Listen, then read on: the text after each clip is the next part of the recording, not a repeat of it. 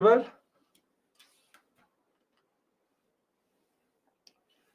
good morning, good morning, good morning.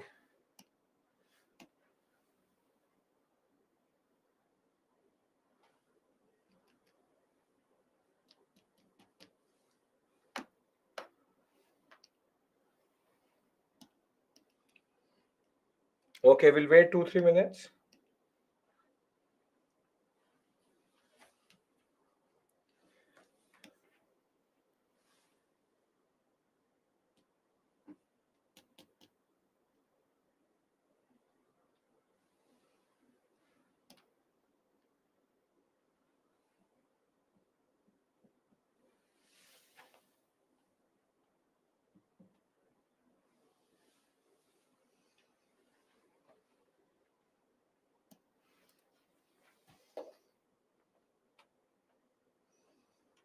Good morning, good morning. Perfect, Tagdis. Happy Diwali to all of you. Happy Diwali.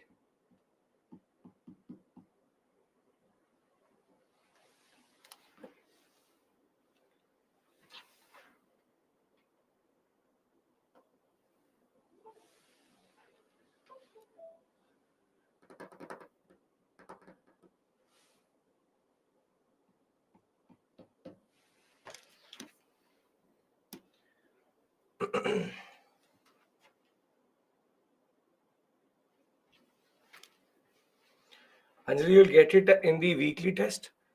On the Saturday, Sunday, what the test would have been uploaded would have been that only, right?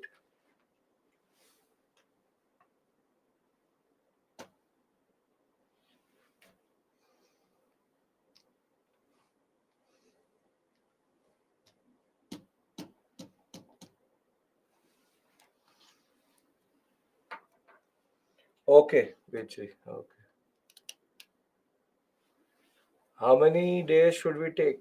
Aishwarya, the more you will do it, the more quickly you will finish it. First revision may take 10 days, then it will take 5 days, then it will take 3 days. It's like that.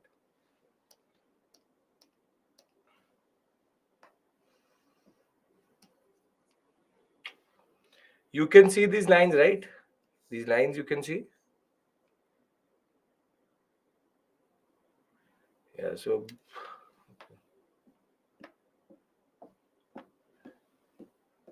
what is my, it's taking my touch. That is why I'm asking. Okay, as it is, we have to wait. There's a button here which is not working.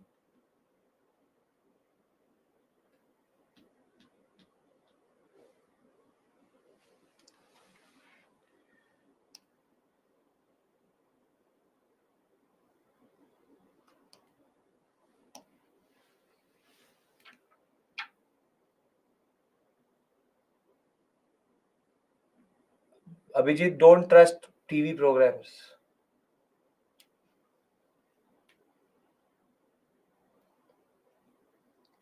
Told Buddhism. I'll talk about that, Nagaraja.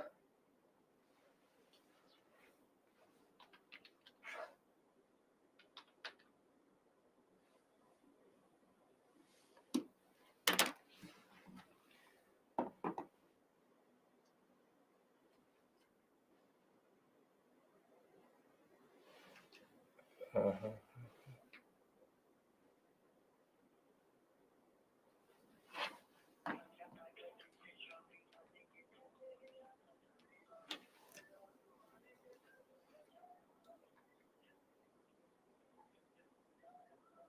Good morning, good morning.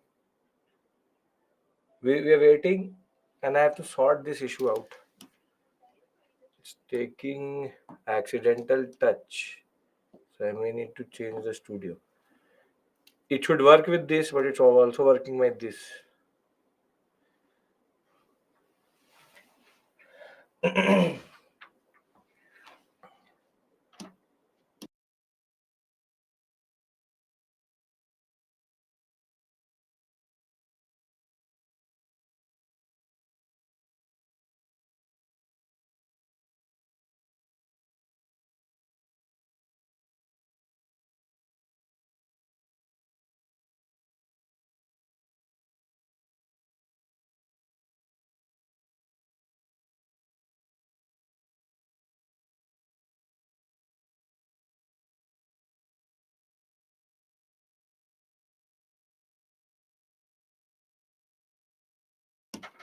Okay, I'll get the studio changed. Meanwhile, we can. It will take us 2 minutes whilst we set up it there. But yeah, studied administration Vedic age was same as early Vedic. Sure, Abhijit. The point is that later Vedic period it didn't really matter that which Ganakula because the Rajan appropriated all power, so it was not that important. That if these institutions existed or not, they would have, but got diluted in a way. Good morning. Good morning. Uh, Kishan, I have not gone through my email. Yes, we will. Will you teach at not obviously just we not at optional level. Nitya, the class is running. This Wacom is taking my touch input and it I should be able to switch it off. That I'm not able to. I'm getting changed. R. Sharma, you can skip. You can skip. Achha. I'm just muting and what we call as removing my picture. I'll be there in the next studio. Give me 2 minutes.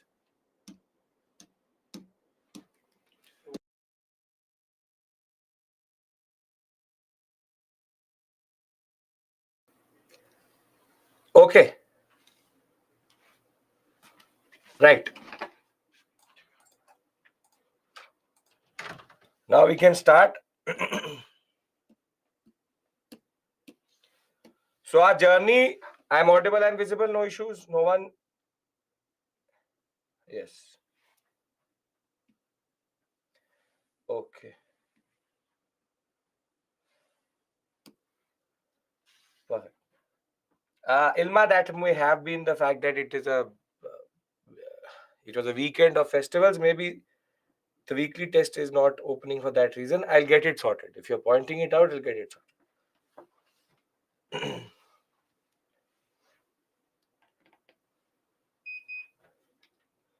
French Revolution, why are you asking me here? The French Revolution attracted bourgeoisie who had money but no social mobility. Same Buddhism, Jainism. But you're talking about two different periods. Don't try to find parallels like this. It doesn't work like that. French Revolution is happening in 1789. This is 600 BC. Different world. And bourgeoisie, the words are not going to work here. Okay. Kishan will talk about that also when we'll talk about Dhamma. Okay. Now, see. Last week, where we stopped, we basically created the pretext or the context in which Buddhism, Jainism emerged. And we understood two basic concepts that there was frustration amongst the second and the third Varna. One had power but had no status, and the third had a lot of wealth, again, no social mobility. So, the fact is that there's a frustration which is building up within a certain section of the society, and they also do not like the path which the Vedic Brahmanistic thought is telling us, which is basically to go for what we call as ritual and sacrifice, so as to go out further to go into very socially exclusionary, but also very expensive rituals and sacrifices. And the last thing which Buddhism, Jainism would itself argue was that because of the 6th century BCE, a lot of what we call as dynamism and a lot of wealth generation, all that would in turn lead to what we call today as a problem of morality. There's a lot of moral degeneration. There's a lot of problems vis-a-vis how people are looking at sorrow, this and that. So one thing is very clear that Buddhism, Jainism did not rose out of a random need for a religion. Vedic Brahmanism was the one within its inception in the later Vedic period. Within 4 to 500 years of its existence, it has already created a little bit of issues within the society. And therefore, the inception in 1000 BCE and to 600 BCE, there was a need for a new outlook in that regard. And this is where the Buddhism, Jainism, and Ajivikism comes in. Now, I hope you remember this part, which is the frustration part, the Vedic Brahmanistic part, and the constituency part. Where do they get the constituency out of? What is the context in which they rise? Right? Okay. Now, the first religion, however, to rise out of this transaction, the frustration plus the concept of what we today call as materialism plus path, the first religion which comes out is not Buddhism or Jainism. Is a religion called, started as a small, very small group of saints cult, and then it will become bigger as a religion, is Ajivikism. Ajivikas or Ajivikism, we use the word, both words are used, Ajivika, are an interesting set of what we call as personalities or saints, because they directly refute the authority of the Vedas, and they say that the Vedas are not our text. We reject the Vedas in that regard. And there was a person called Makhali Gosala. Makhali Gosala, born in a Goshala, that is why he is named as Makhali Gosala. He developed a new path. And whilst Vedic Brahmanism argued that an individual can change his fate, or what we call as path towards salvation or moksha, Ajiviks are very, very interesting in what they try to say. They say that everything is predetermined in what they call as niyati or predestination or destiny. What the Ajiviks would argue is that there is no point in doing anything, because if you are destined to get salvation and moksha, you will get it automatically. That is their understanding. That if it is not in your niyati, you will not get it. If it is in your niyati, you will get it. Now, as much as it is a little bit of a problematic aspect when it comes to saying that nobody has no agency, that you as an individual has no power itself, imagine what they're doing to Vedic Brahmanistic understanding. That a Vedic Brahmanistic or a Brahmin is sitting there and doing multiple yagna, and now a saint comes and says that whatever you do, you can't change your fate. If you are predestined to get moksha, you will get it. If you don't, or if you are not predestined to do it, you will basically not do it, or you will not get it. And very simply, their solution was give up everything, go into the forest, and wait for the last day to come. When there will be no attachment, maybe you will get niyati. So the point is, for them, they basically are not very nuanced vis-a-vis actually saying anything about human action. Now understand this point further. That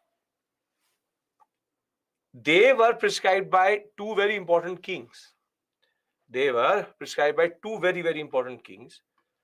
And one being Chandragupta Maurya initially, and then he's going to become a Jain. And most important, Ashoka. Before converting to Buddhism, or rather adopting Buddhism, going towards Dhamma, was an Ajivik. And the point is, political leaders like Ajivikism to some level for one simple straightforward reason. When you are a political leader, you would have to do violence. You will kill people. And when you're going to kill people, you have to have a justification for that.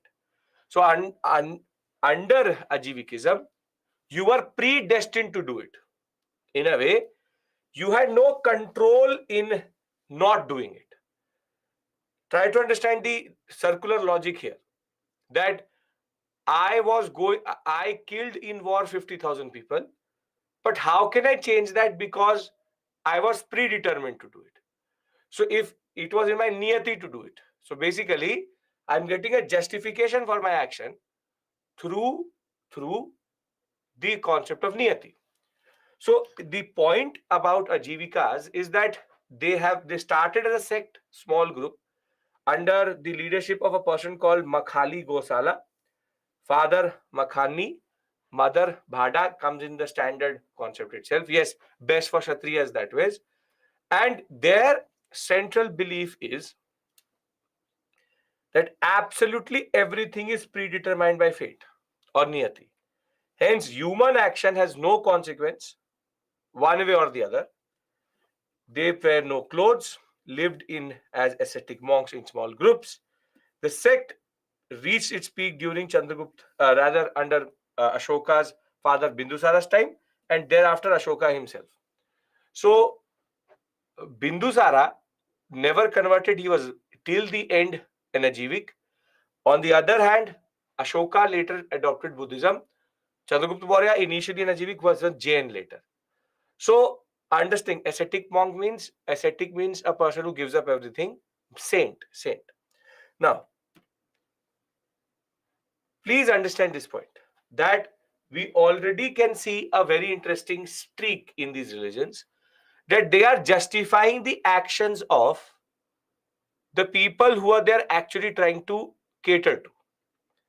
So we know the frustration, we understand the path, we understand the issues in Vedic Brahmanism. Ajivikism comes in and says that don't have to worry, everything you are doing is already predetermined. So you can't stop that. So for a class which has been or for a varna which has been given the mandate to kill, it is a very good understanding because it does not give you guilt because you are predetermined to do it. And what is the solution? Sit and wait for the day to come. On the day of judgment, if you get your moksha, you get it. You don't get it, you don't get it. So according to a Najivik, if you go and ask him that will I clear UPSC, he will straightforward say, if it is in your niyati and fate to get it, you will get it. If not, you will won't get it. So they are not very complicated in a way. So their basic concept, you need to know the word niyati. Niyati is the word anywhere you see fate, niyati, destiny, predestination, you have to associate it with Ajiviks. Are we clear with regards to Ajiviks? Yes? Ajiviks are not very complicated. They're very straightforward. As it is, you're looking for these keywords in the examination. Now, we move to the most popular, whatever is written is niyati will happen, yes. Basically, human action has no consequence or nothing. Now, the most important concept which we have to understand is Buddhism and Jainism. The most popular out of these two was Buddhism. Jainism is a little bit hard to follow. Buddhism was very, very popular that way. And there are 2-3 things which you need to understand before we start Buddhism. First is that you don't basically have to do a thesis on Buddhism. Because a lot of students, what they do is that they become emotional in these two topics for sure, Buddhism and Jainism, which is that they want to understand the philosophy. But understand this point that you're trying to understand the religion. And understanding religion, there is a whole Buddhist studies department in University of Delhi. So firstly, we need to draw a line till which point it is okay to understand Buddhism. Second is, don't ask me if it works or not, because I don't care. UPSC likes this topic, I'm doing it.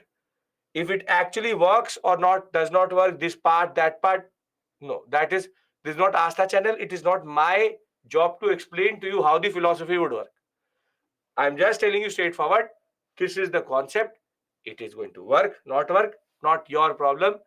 We are going to just understand the core philosophy. And what is more important in Buddhism is is core philosophy. Thereafter, we have the concept of councils and the different types of Buddhism, which is Hinayana, Mahayana, Vajrayanic, and what we call as Theravada. Over and above that, we also need to know the Bodhisattvas. So there is a lot of facts to be done here and terms which are there, but we don't have to complicate it by trying to understand that does the eightfold path actually work in this and that. Jain philosophy is a little bit more difficult than Buddhism.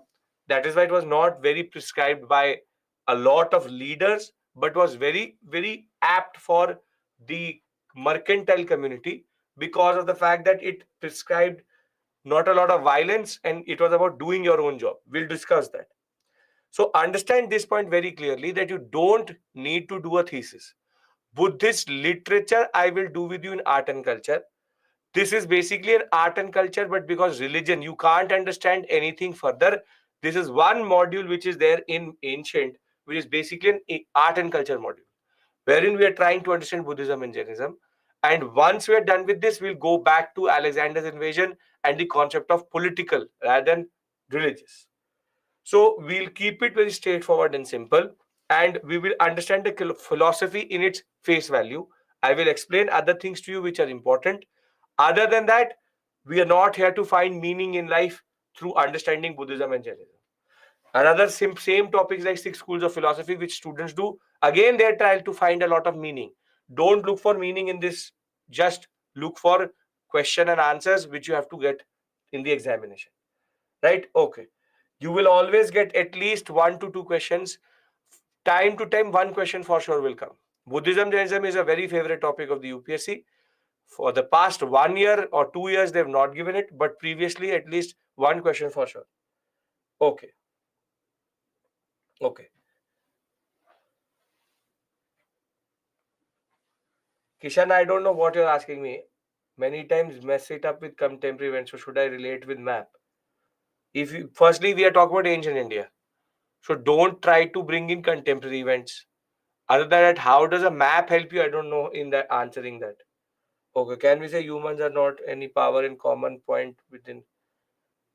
Can we say that humans are not having any power in the common point within? No, that is not true.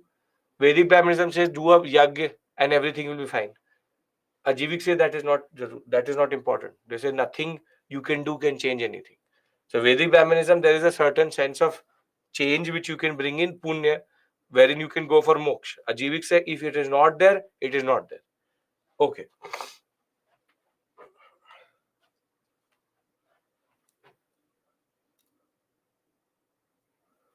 One says do humans, others say you can do nothing. Again, I do not. I saw. Can you say that humans are uncommon? One says do humans, others say. Again, that part which I'm not able to understand what you mean by that. Will we study religious part of Buddhists? Why Buddhism is religion, so obviously we're doing religion only. What is the religious part of Buddhism?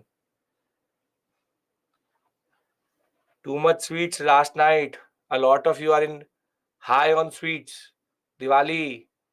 Type properly. Half sentences you are sending me. Moksha means you come out of the concept of birth, rebirth. The soul has been eternally given this aspect, if not intervened, that it will be born, it will then spend a lifetime, then be reborn into another body. So it keeps on changing body. Moksha is when the soul gets salvation or soul gets nirvana, that it is able to be, it has been given to us by God and it becomes part of God. That is a big core aspect of moksha. Okay. I mean social. Will we study social part of Buddhism? Now I don't understand what that means. Qualify करके लिख दो, write it a little bit better. Please. Okay. Now, I want your concentration. Ajiviks is done. Niyati word you see, Ajiviks. Ajivikism as it is, we have not got a question. Now, let's talk about Buddhism, the most popular religion at this point of time. So, Buddhism is related to a person called Siddhartha or Siddhartha, later named as Buddha. Now, it's not that Siddhartha was born into a very, what we call as a poor family. He was born to a Kshatriya, to a king, Sudodana and Maya. And when Buddha was born, now I'm telling you his life story. How does Buddha become Buddha? Everything is given the PPT, but still listen to. So Buddha was, when he was born, a Brahmin saw Buddha and said that he has 32 markers on his body, which can be an indicator of two things, which is that he can be a world conqueror or he can be a world renunciant, which is, renunciant means who gives up everything. So he can either be a world conqueror or he can be a world renunciant or renunciation of every worldly things. Now, if you are Sudodan, a Kshatriya ruler, what would you expect your son to be? I don't know what these 32 markers are. I don't care. So listen to the story. Don't look for meaning in it. So you would like your son to be the world conqueror, obviously. You won't like him to be world renunciant. So now Sudodhan asks the Brahmin that how can I make sure that he does not become a world renunciant? And the Brahmin says that don't expose him to sorrow, don't expose him to issues, don't expose him to the worldly issues, and he will then try to preserve the comfort world which he lives around. So Sudodhan made sure that Buddha, at a very young age, at Siddhartha when he was, at a very young age, from a very young age till his teenage years, he was in a lot of comfort. He never left the palace. Anything and everything what he wanted was given to him. He was in a lot of comfort. And therefore, what Sudodhan wanted to do was that he wanted to get Siddhartha attached to this comfort so that he tries to expand it more, and that would in turn make him a world conqueror. However, Buddha was not, or rather, Siddhartha was not very happy. He had everything, still he was not very, very happy. And at the age of 29-30, he gets a world changing moment, or his own understanding changes because of something he sees on the street. So on one fateful night, whilst on his balcony, Buddha saw four things, and that will change his life forever. First, he saw an old man. Then he saw a sick man. And thereafter he saw, fourth thing I will tell you later, thereafter he saw a corpse, or what we call as dead body.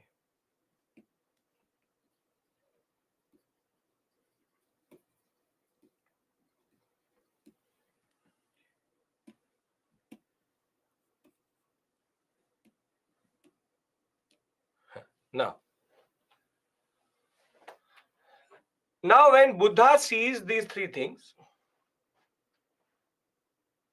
something comes in his mind. And what comes in his mind is that what does this comfort mean to me? What does all this money mean to me? Because it can't stop these three things from happening in that sense.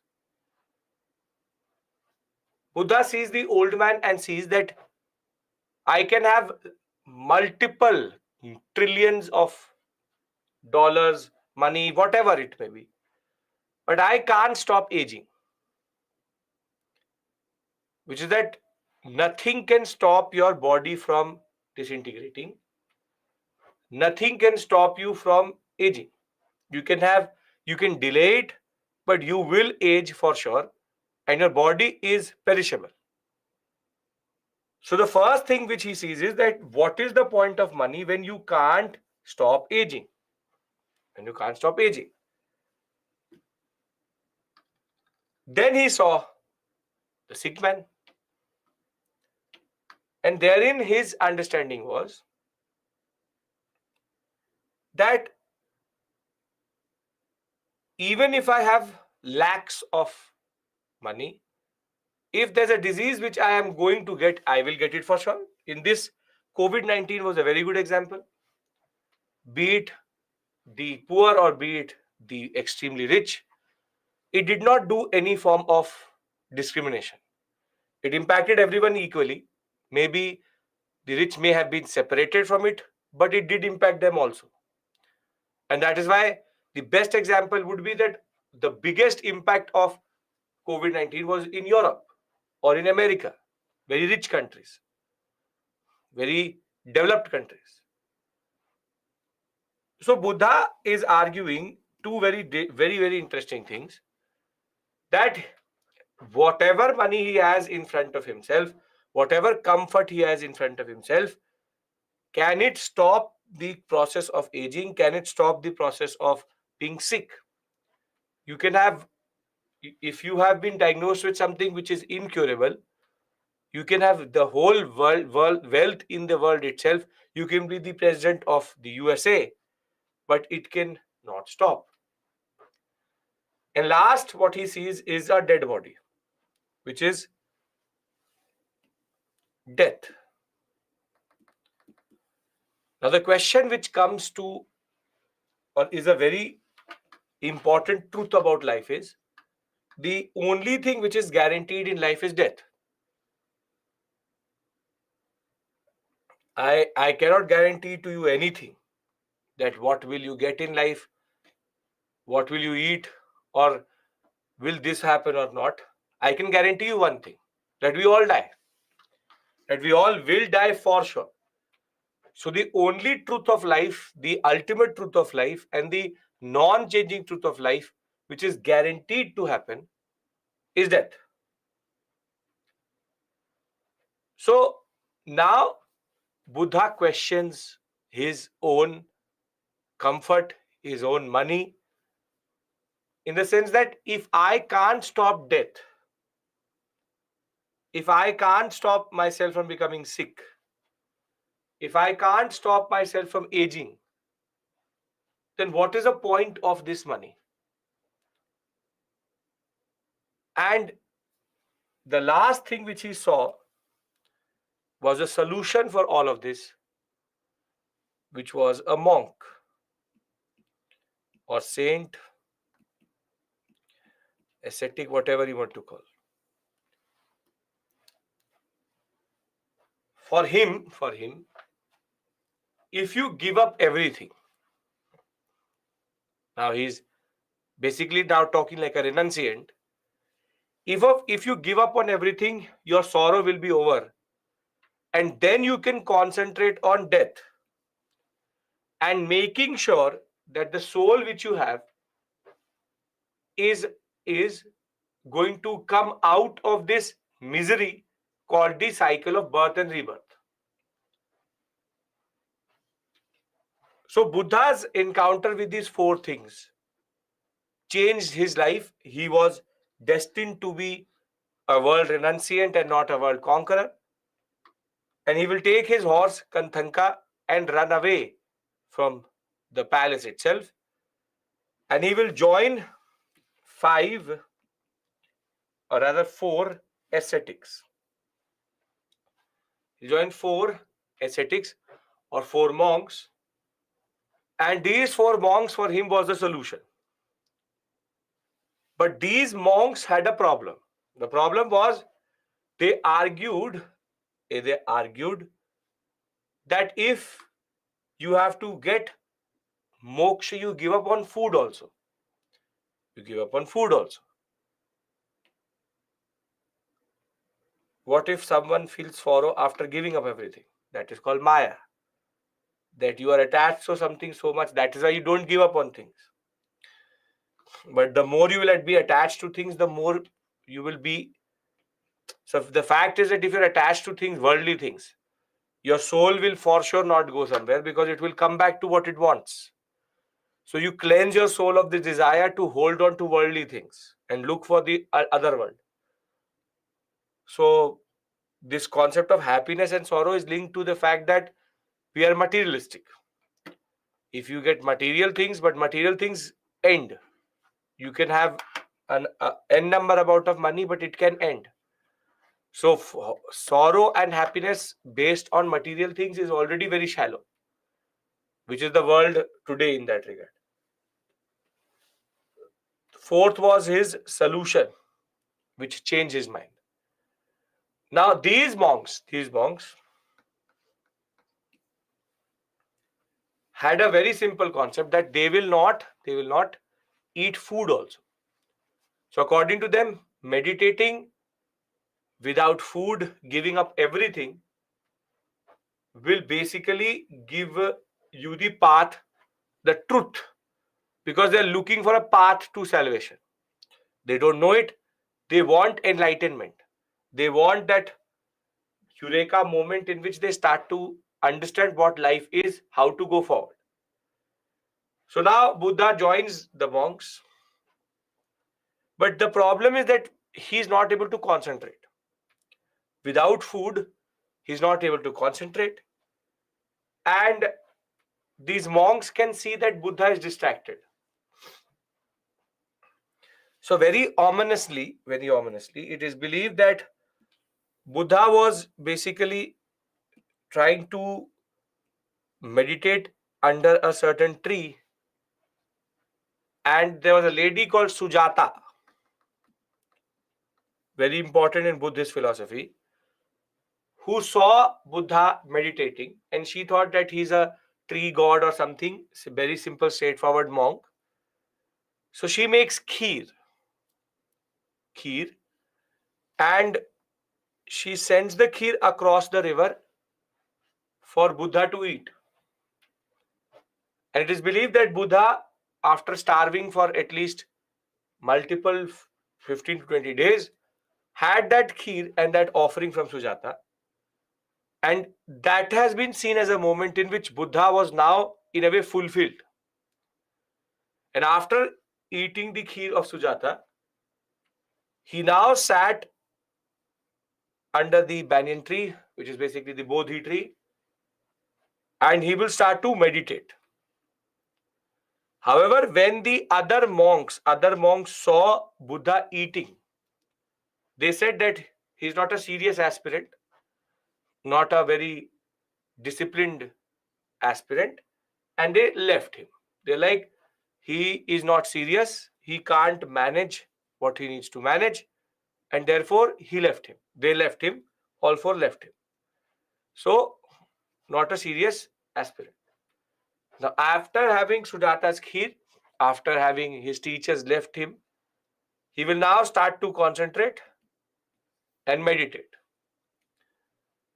And this is the moment in which he will go into very, what we call as deep meditative state, and he will find the truth. What are called the four noble, yes, payasam or kheer, yes. Rice, milk, and sugar. Four noble truth. Four noble truth. And he will get what is called as the eightfold path to salvation, which is called the Ashtanga Marga, which we'll discuss. Now, ironically, Buddha will go to the same monks who had left him, and the first sermon, the first teaching which he gave was to these four only. So the teacher became the student, and the student became the teacher. And the moment when he gave his first sermon, his first lecture, is called the Dhamma Chakra Parivartana. See, there's a Sanskrit word called dharma, what you need to do. And the Prakrit word for that is Dhamma. So Dhamma means dharma only. So Dhamma Chakra Parivartan is only the Concept of the wheel of dharma had turned. Because the enlightened one was born, Siddhartha had now become Buddha. Now, this is basically the story of Buddhism. What Buddhism would argue, how Buddha became what he became. Now, there are multiple versions of this. There are multiple concepts in this. And Buddhist literature varies from region to region. Now, this is the simple point you need to understand. How Buddha became what he was. I am unable to understand how, if Buddha had attained salvation, how they can called for sermon. Buddha ate the kheer. Yes, he ate the kheer. Khaya उसने. Ilma, what you mean to say is that if he had attained salvation, he did not attain salvation. He attained the truth. How to attain salvation? He will get nirvana and moksha when he will die. But he now knew the path to moksha. I understand this point. It's an alternative path to moksha which they found. See, to be very objective here, and it's they called sacrifice and rituals. They needed to be different. And that path was what was given by Buddha. Now, did it give moksha or not? Nobody knows. Because when you die, you can't tell people what you got. So, if it works or not, as I told you, is not the question here. Enlightenment, what he gets is not called the moment he gets the enlightenment is not called nirvana or moksha. It's called dhamma chakra parivartan. He attains the truth, not moksha. He does not die at that point of time. Siddhartha is given the Buddha name by others. Obviously, he will not call himself Buddha. Others will call him Buddha. So please understand this point. It's not a very difficult story. It's a very straightforward story. Very straightforward story. Story is what? Born at Lumbini, which is in Nepal today. Siddhartha was the son of Sudhodan and Maya, and he's from a Shakya clan of Kshatriyas. Clan means a group of or a subgroup within the Kshatriyas. Siddhartha will then marry Yashodhara and will also have a son called Rahula. At the age of 29, he will then look at the old man, sick man, corpse and renunciant. He will leave his house and wander for 6 years with his other ascetic or the other monks in that regard, seeking the truth. Under the Sal people tree, he will attain enlightenment after eating the kheer of Sujata. And he will give his first sermon at Sarnath to the same ascetics who had left him. This moment is called Dhamma Chakra Parivartan or Dharma Chakra Parivartan, the wheel of Dharma changing. And from between this point, when he attains enlightenment and he dies at the age of 18 Kusinagar, he will spread Buddhism in the core Mahajanpada area. This is the concept. But understand this point, when Buddha will be alive, that religion is still evolving. When he will die, religion starts to get institutionalized, which we'll discuss. What the Sangha does. So, the birth of Buddhism, in a way, is yes, Sarnath. Birth of Buddha is Lumbini. Right? Okay. After 4 language, then him again meditative why they attained the truth. Again, Ilma, you're trying to find logic in this story. And to be very honest, you will not find it. After 4 monks left him, then again they meditate, then he meditated, by which they attained the truth. Not they, it's not a group activity. Buddha was not able to concentrate previously in meditating. He will meditate alone after eating Sujata's kheer. Everybody's left him. He attains enlightenment. But as I said, nobody's asking you this story. And don't look for logic in this story. Are we clear with regards to the genesis of Buddhism or Buddha's story in that regard? How did Buddha become Buddha? He attained enlightenment not at the age of 29. 6 years he's wandered. So 35, 36. Again, nobody is asking you the age at which he got it. Because age is a relative term right now. Can I now talk about Buddhist philosophy? if we are clear about Buddhist understanding.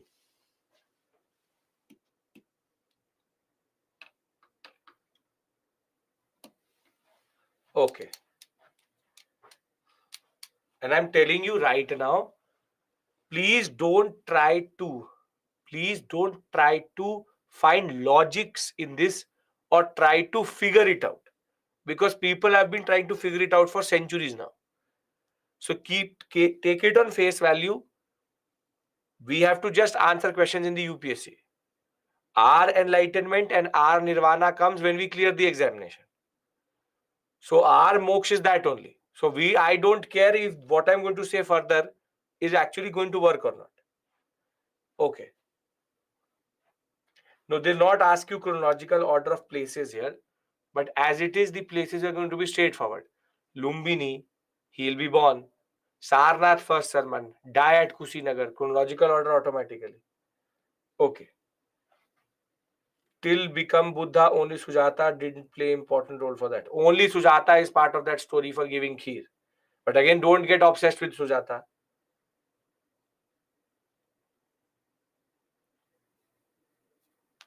Palak, 30 minutes you want me to repeat straightforward. All of it is that Buddha became Buddha after eating Sujata's kheer and meditating, becoming enlightened one. First sermon at Sarnath, and he is become the world renunciate. Okay. Now,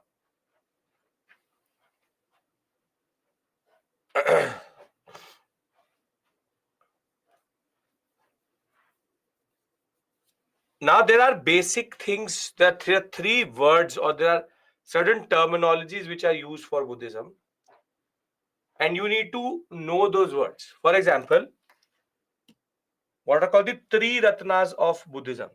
Three ratnas means three ratans or three jewels of Buddhism. And the three ratnas plus this concept of the Atriya Sachais, four noble truth. This can come in the examination. That they can ask you, consider the following four options, which are the part of the three ratnas of Buddhism, because the three ratnas of Jainism also. And what is the four noble truths? This can be in a way asked. So the three ratnas is very straightforward. It's not very difficult to understand. They have not asked it, but these are terminologies which can be asked directly. So one is Buddha. Basically, Ratnas mean three pillars.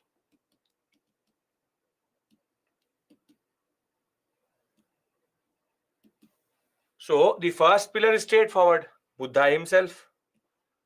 Second pillar is Buddha's teaching. Third pillar is the Sangha. This is going to be important.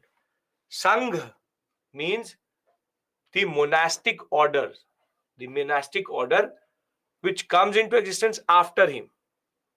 Wherein Sangha is the fact that when he is alive, he has followers. When he dies, his followers become a institutionalized religion. And those people together are called Sangha. Sangha are the monks and the people who are following Buddha. So basically, Buddha and his teaching are the basis. Sangha takes the Buddhist teaching forwards. Now, what are the four noble truths which basically Buddha got? The first is that he recognized that there is suffering, there is dukh. And the second truth what he got to know, now they don't seem as truths but very obvious truths. There is suffering and there is a cause for that, which is samudaya. And the third truth is that this can be removed, that this cause can be removed. But the real truth which he found was his eightfold path. How can it be removed? Through the Ashtang Marga. The Ashtang Marga. If you follow the eightfold path, then you will for sure attain moksha.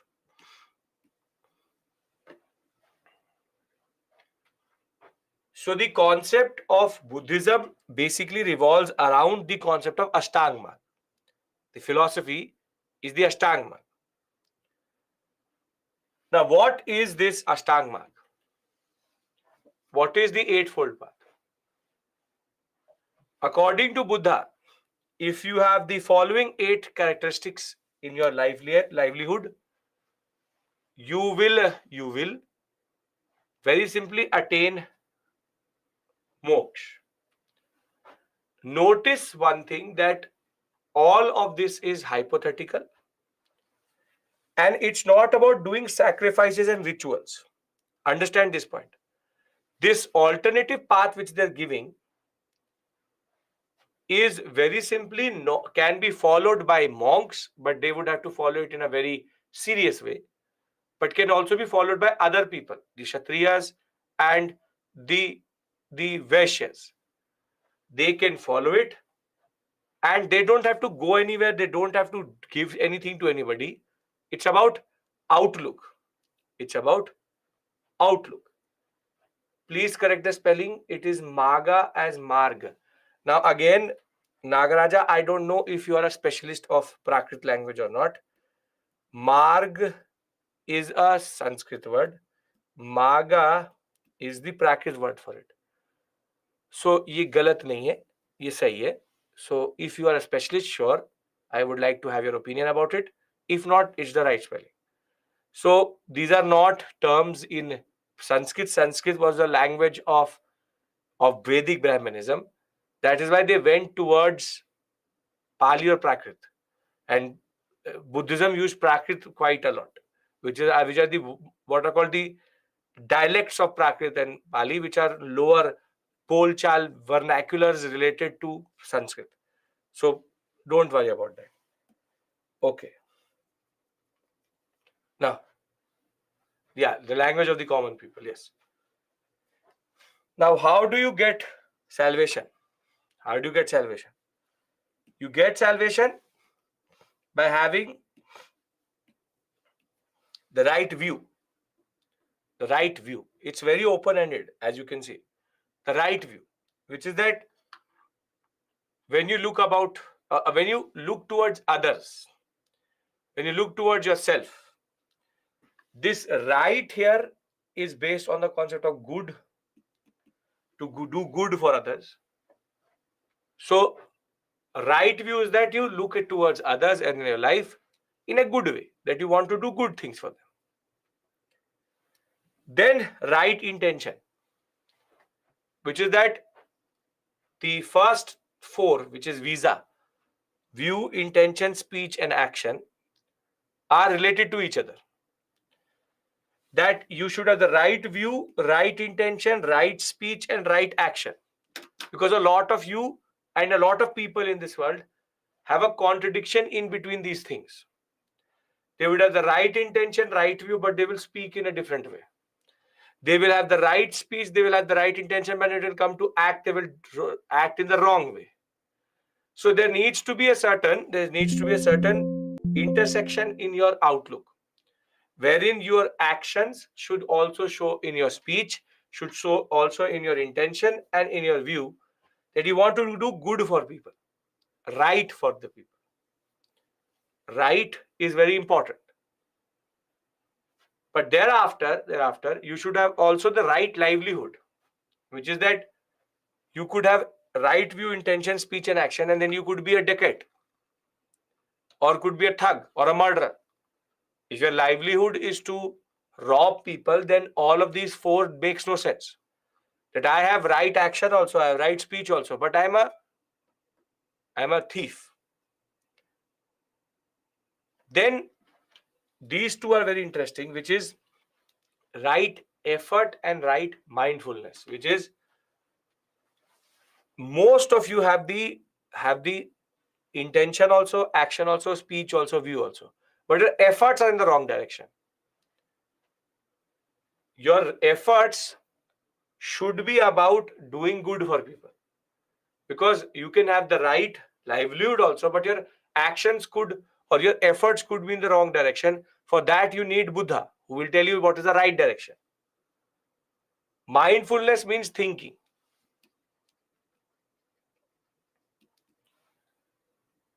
That you think in the right way also. And you can translate all of this together and meditate in what is called right samadhi. Samadhi means right meditative position. And if you are meditating, it should be in the right sense, right outlook. So understand this point, that these are very vague concepts. And who defines right and wrong is already something very subjective. But these together were the view, intention, speech, action, livelihood, effort, mindfulness, and samadhi or meditative position, whatever you want to use it. The point is, when you sit to meditate, you concentrate on it, and you concentrate on making sure that if any of them is not working, you make it work. So very simply, Ashtang Marg is his way of getting moksha. If Vedic Brahmanism says ritual and sacrifices, he says Ashtang Marg. So very simply, the world may or may not follow what he's saying. At that point of time, there are people who are not doing it. Today, as it is not relevant or irrelevant, but it is not my task to tell you the philosophical meaning of this. The simple point is, in the examination, you should be able to identify the Ashtang marks. So we have discussed in a way the core philosophy of Buddhism, which is the three ratanas, or the three jewels, or three ratanas. We've also discussed four noble truths. And last but not the least, we discussed the eightfold path. Are we clear with regards to these three concepts? Yes? There's nothing very difficult here. It's all straightforward things. Yes?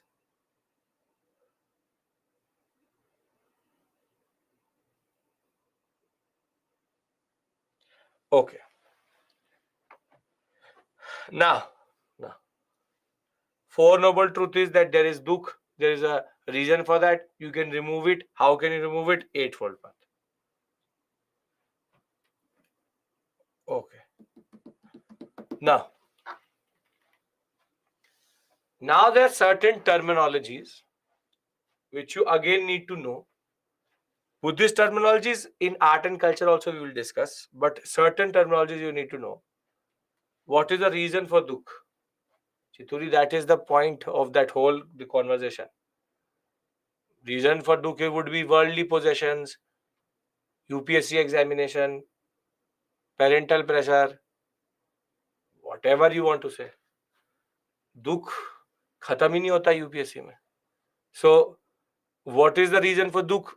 It is the worldly possessions.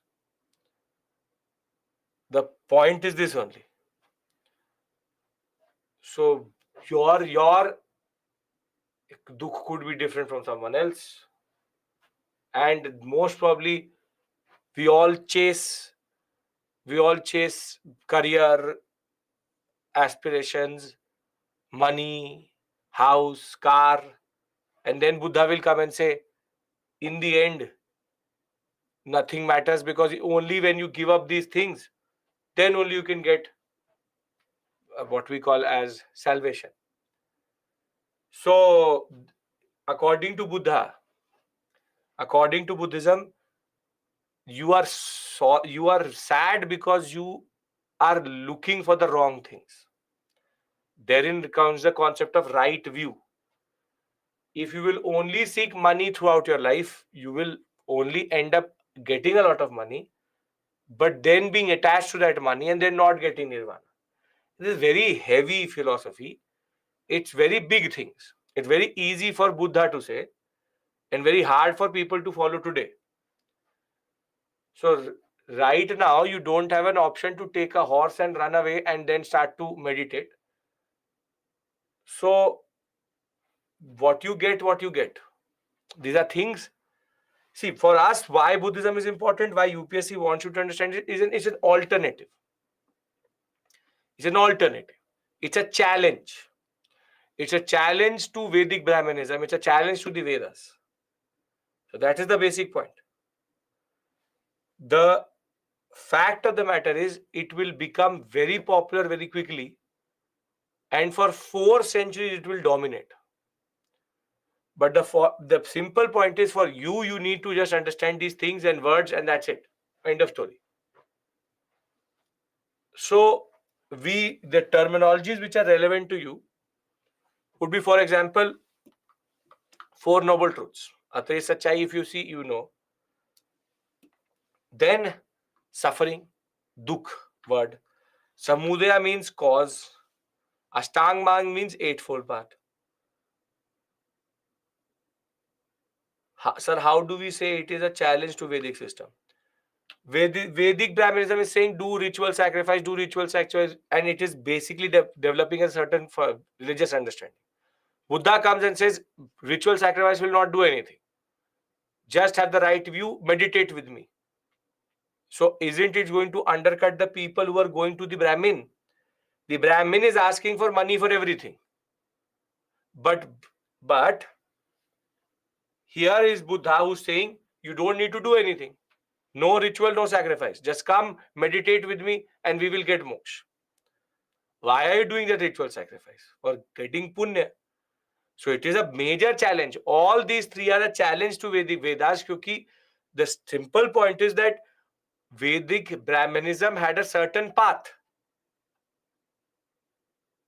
So understand this point, that you need to understand the relevance of this discussion. I'm not here to discuss Buddhism with you.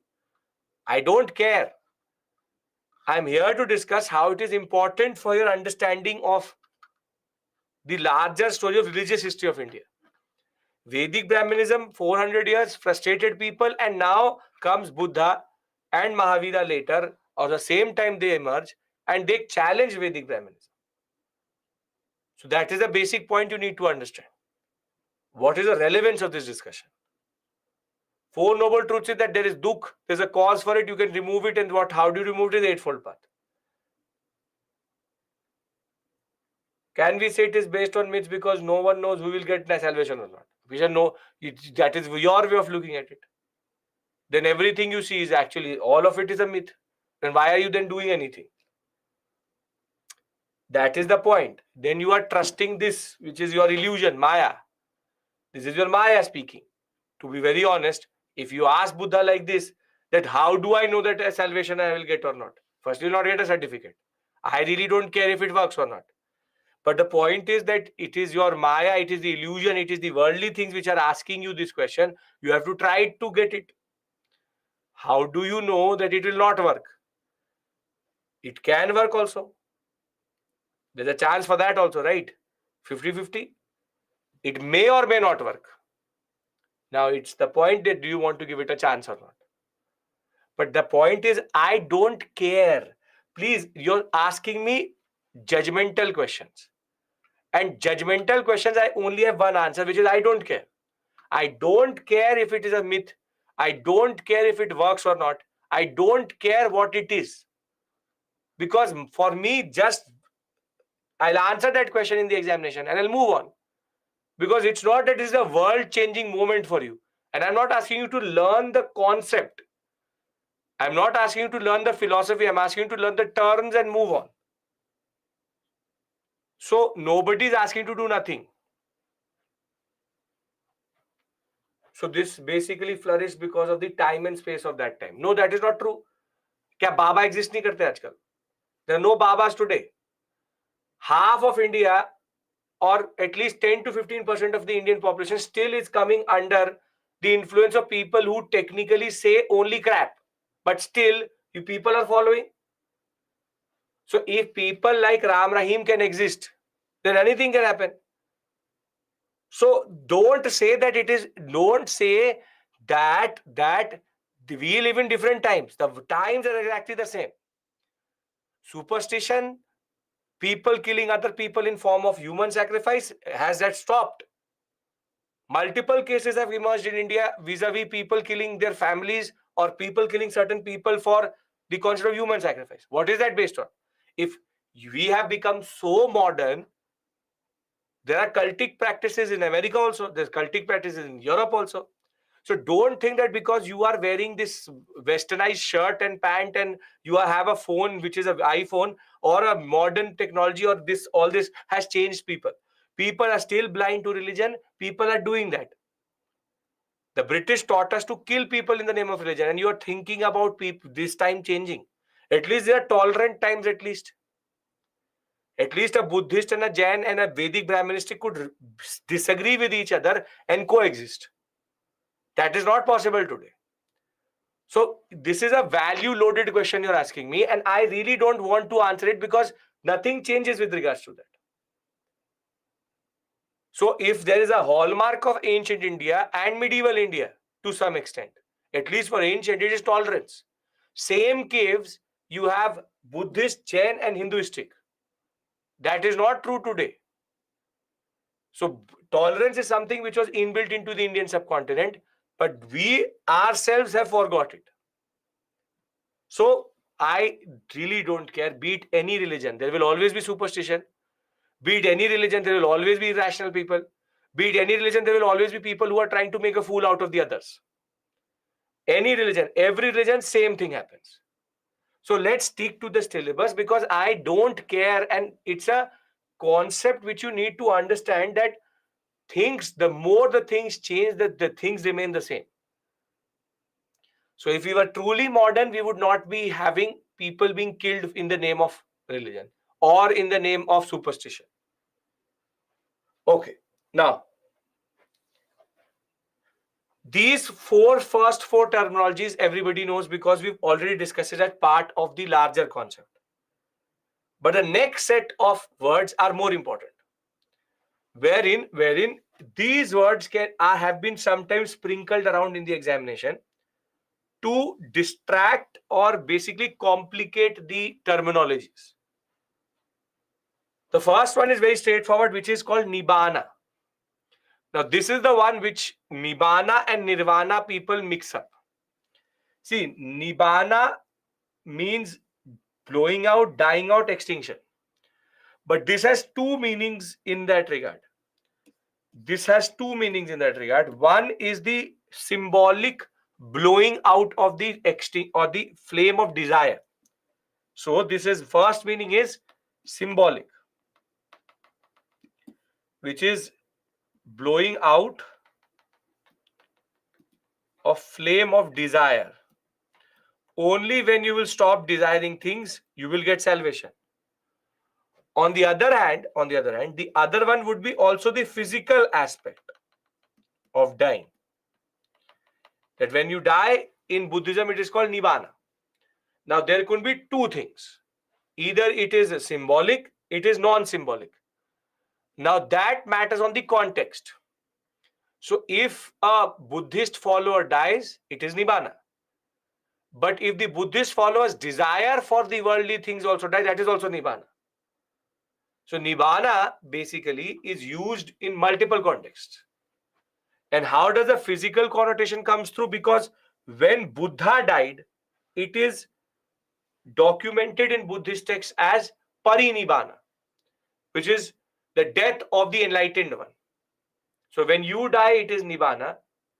When the prime minister dies, it is parinibbana. People who are important when they die, parinibbana. So nibbana means two things: physical form of death. Our Prakrit word for death is nibbana, but it has a symbolic meaning also, which is desire. When it dies in you, then it is called nibbana. Parinibbana is when the enlightened one or Buddha dies itself. Death and salvation are very different things. Death is death, physical act of death. Death is a physical thing, which is death. Salvation is what you get after death. Salvation, nirvana, and moksha are the same thing. Understand this point. Salvation, nirvana, and moksha are the same thing, which is coming out of the concept of life and death. In certain contexts, the death of Buddha has also been called Mahaparinibbana. So, Parinibbana is also referred in certain texts as death of Buddha. In certain texts or in certain images, it's called Mahaparinibbana. But whenever it is Mahapari or Pari, it is only important people dying. When it is Nibbana, it is about people randomly dying, but it is symbolically also referring to the blowing away of the what we call as the flame of desire as it extinguishes. It is not a difficult word, it's a very straightforward word. It has both symbolic meaning and physical meaning, which is, you would have said that sometimes in your life, you would have also said that bhook mar gayi, that your hunger died. So that is Nibbana, which is you are symbolically using the word death as a way of telling your own desire. So death of hunger, death of desire is Nibbana. But you also say that person died. So then there's a physical connotation there also. So there is a form of discrimination. Yes, if you are a very standard person, you are going to be called Nibbana. That he Nibbanned. That person, he met Nibbana. However, if you say that I am going to a Parinibbana, that a person Parinibbana, you know that is an important person who died. So symbolic meaning is the death of desire. Physical is the concept of act of dying. Are we clear about Parinibbana, Nibbana? Are we clear about these two things? Okay. Thereafter, there is what is called Pravajya. Pravajya is very straightforward. The person, when he leaves his household to become a monk, it is called Pravajya.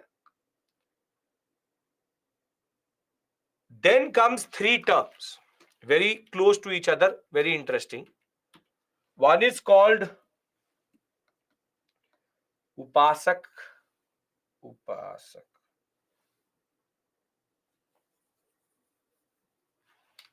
One second.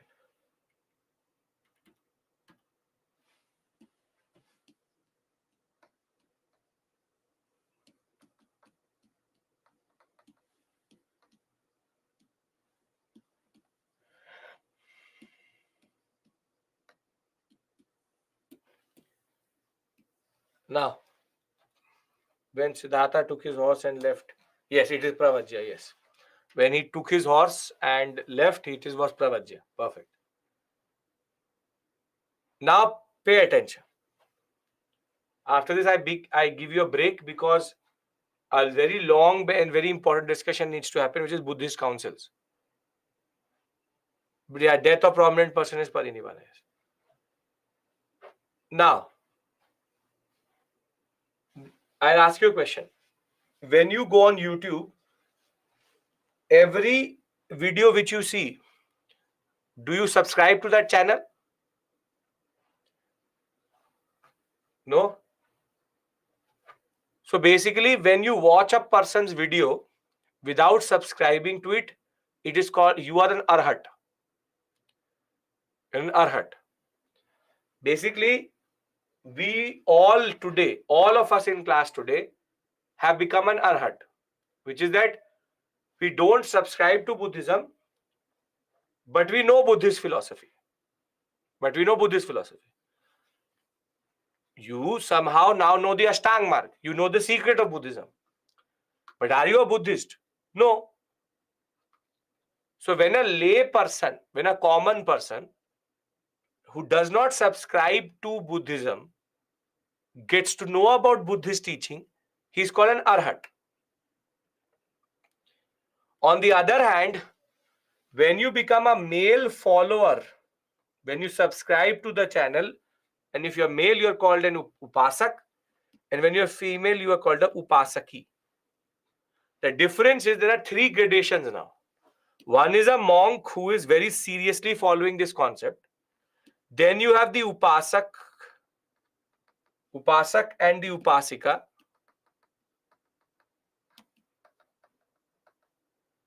And then you have the arhat. Arhats are non-serious aspirants. Upasak, upasaki are serious aspirants. Monks are the teachers who are basically learning from Buddha and then telling it to the upasak and the upasika. So the point is, these are the last set of words. Arhat is a few instances of lay persons becoming a follower without joining the Sangha on simply hearing the doctrine. Arhat. A male and a female follower is called upasak and upasika. So are we all clear with regards to Buddhist terminologies, philosophy and concepts? Because if we are, I'll give you a 10-minute break here. And then I'll give you another break when we'll finish Buddhism and transition to Jainism. But can I now give you a break and we come back and discuss the most important discussion is the types of Buddhism and the Buddhist councils. Are we all on the same page? Yes? Okay.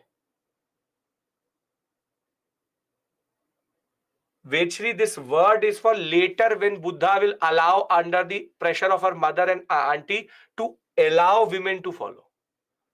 It's not, it's a word does not appear in the initial period, only in the later periods. Okay, nirvana, moksha, same thing. When your soul stops birth and rebirth cycle. So we'll come back at 7:31 and take this story forward. These things will not come in the mains. No. Nobody is going to say, tell us Buddhist philosophy. Obviously not. Prince, I'll come back and discuss this with you. Nibbana, nirvana are not the same, obviously. Because nirvana is to get moksha. Nibbana is to die. The same thing, how if somebody asked me death and salvation difference. Okay. 32. Okay. See you.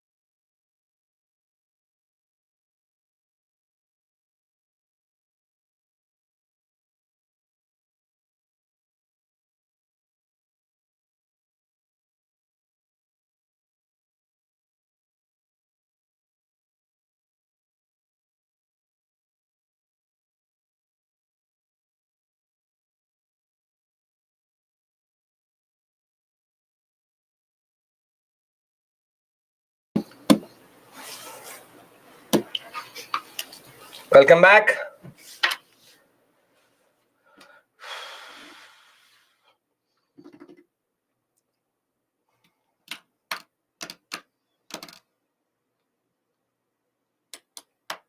Kindly tell us what is the relevance of Buddha's teaching in contemporary societies. You tell me. Bata? What is the relevance of Buddha's teaching in contemporary societies? This much you should be able to write. What is the relevance of Buddha's teaching in contemporary society? आज की दुनिया में what is Buddha's for mental well-being, ethics, non-violence?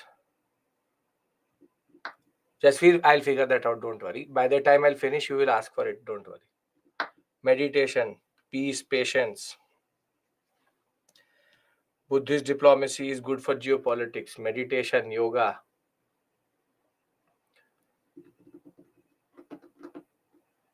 Be tolerant of each other. Discipline. See, other than an essay question in which they can ask you this is not school. And if you've seen essay questions, this would be the easiest question they could ever give you. So firstly, I don't understand the relevance of the question other than your curiosity to know how it makes us less materialistic, tolerant, this and that. You see, understand this. UPSC can ask you thousands of questions. But why will it ask you an easy question? There's a lot to be learned here. There's a lot to be asked here. So this is the easiest question they can ask you. Because here you only have to make a long story of how Buddha's teaching is relevant vis-a-vis geopolitics, vis-a-vis religious violence, vis-a-vis social issues, vis-a-vis this and that. Because that is a very easy question. Very easy question. Kahani banana, that's it. So there are much difficult questions to be asked than this. Can we talk about councils? This type of question has never come itself. These are school type questions, school, college type questions. Discuss how Gandhi is relevant today. There are multiple questions to be asked out of Gandhi to be asked this. Okay. Now, as it is, nobody cares about Buddhism today, generally, to be very honest. Buddhism, Jainism have basically become very obscure religions in that way. Constitutionally as considered a part of Hinduism itself, or that whole set itself. Now,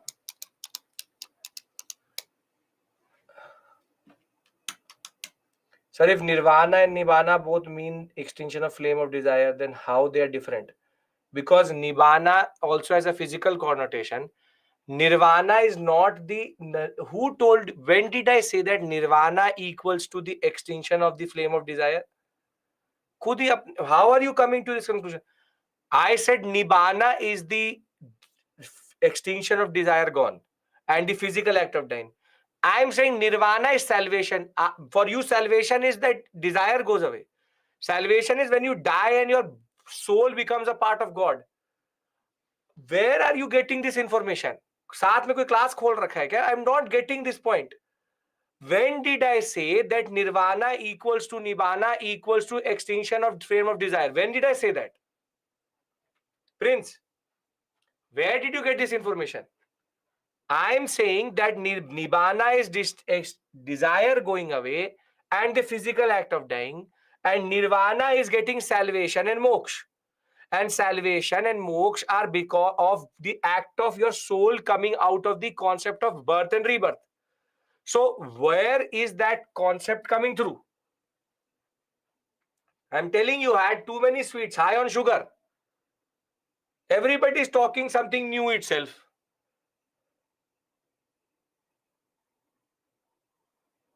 So stop, please. It's not complicated. What you will do is you will start to overthink in exam itself. You will start to overthink in the exam itself. It's simple, straightforward question it will be, and you will start to overthink. Okay. Now we talk about what happened after Buddha's death. Now please pay attention. Shreyansh, that is a gray area. What is there a god in Buddhism? No, technically not. But in certain places they talk like there's a god in Buddhism. Though they talk about moksha, they don't talk about rebirth. And they talk about rebirth in the form of life energy. That is also a contradiction within Buddhism. Buddhism doesn't talk about the soul itself. They talk about life energy. There is, as I'm telling you, these are very, very dangerous topics. Jainism and Buddhism are not very easy to understand, which is that because there is a lot of philosophy in this. So again, Buddhism can't be an atheistic religion. That becomes an oxymoron. How can religion be atheistic? You have to be theistic to believe in religion. So what you are doing is that this is an oxymoron, two contradictory words together. Atheistic religion, there's nothing called atheistic religion. Then Buddha is God. I'm coming to that, which is in Mahayanic Buddhism, Buddha is God. Let the whole process happen. I'm telling you, you are complicating it to a point where I will stop care. I will stop caring of these questions if they will start to basically waver out of it. So this is the last moment in which I'm taking irrelevant questions. So don't use words which you don't know. Atheistic religion is nothing. Religion has to be theistic. So I am now going to discuss what matters for the examination. I really don't care if Nirvana Nibbana is now clear or not, because 7th time we've discussed it. Now, till Buddha is born or till Buddha is alive, it's okay that the religion remains relevant. That Buddha is talking about a lot of things. He's talking about Ashtanga Marg. The main preceptor, the main person is alive. At that point of time, spreading religion is very easy. But the biggest challenge to a religion comes when the most important personality dies. So it is believed that in 486, again quoted in different texts in different times, around that 480 period, he died at Kusinagar at the age of 80. That is the moment of the Mahaparinibbana or the Parinibbana. And the enlightened one died. Now, after this point, now the religion goes into a little bit of questioning. Because if you cannot hold religion at this point of time, you may become obscure. Because Buddha is, your star is not there. So it is in this context that now the Sangha needs to step up. And now, till Buddha was alive, it was all an improvisation and it was all extempore. Meaning, Buddha did it what he wanted to do. He was the enlightened one. He talked about a lot of things. In different contexts, he said different things. He is the one who's basically doing it freestyle. But can you replace Buddha with someone else, and the person, what he says, people will listen to that person? That Buddha was saying what he wanted to say. Whatever he says is a sermon. But the person who comes after him, what he says is not a sermon. And this is a very important point. So you need to now institutionalize the religion so that people remember what Buddha said. And for that, the Sangha chooses to come up in councils. In different councils, they will decide it. And there were 4 such councils which happened till today in Buddhist history. So now we have to discuss these councils. The first Buddhist council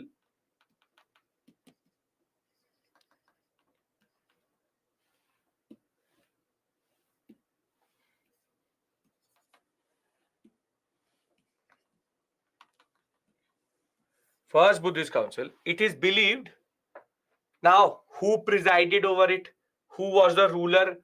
Right now, keep the facts away. Understand the purpose, because that is more important to us.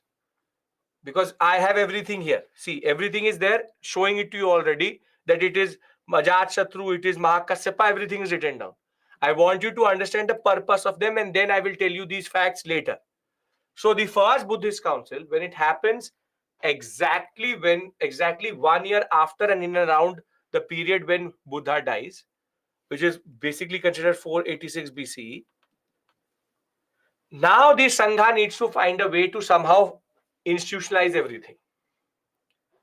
And the answer to that question is that the Sangha will meet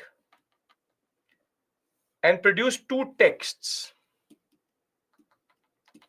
Two texts are produced.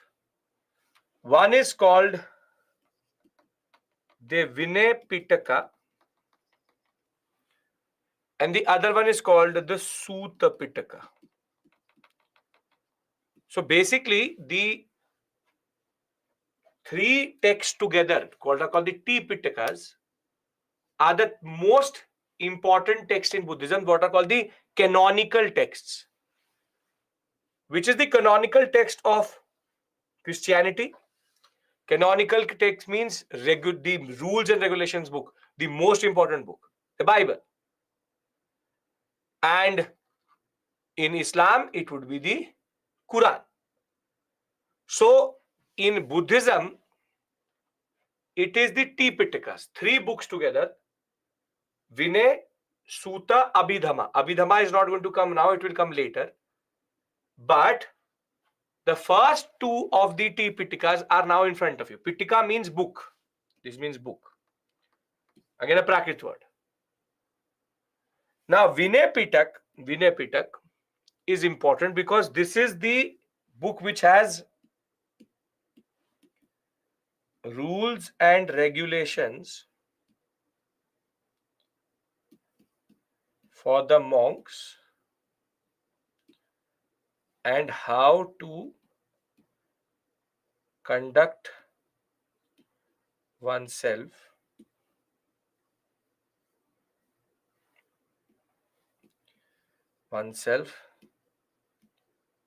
within the Sangha. On the other hand, the Sutta Pitaka is going to be the teachings of Buddha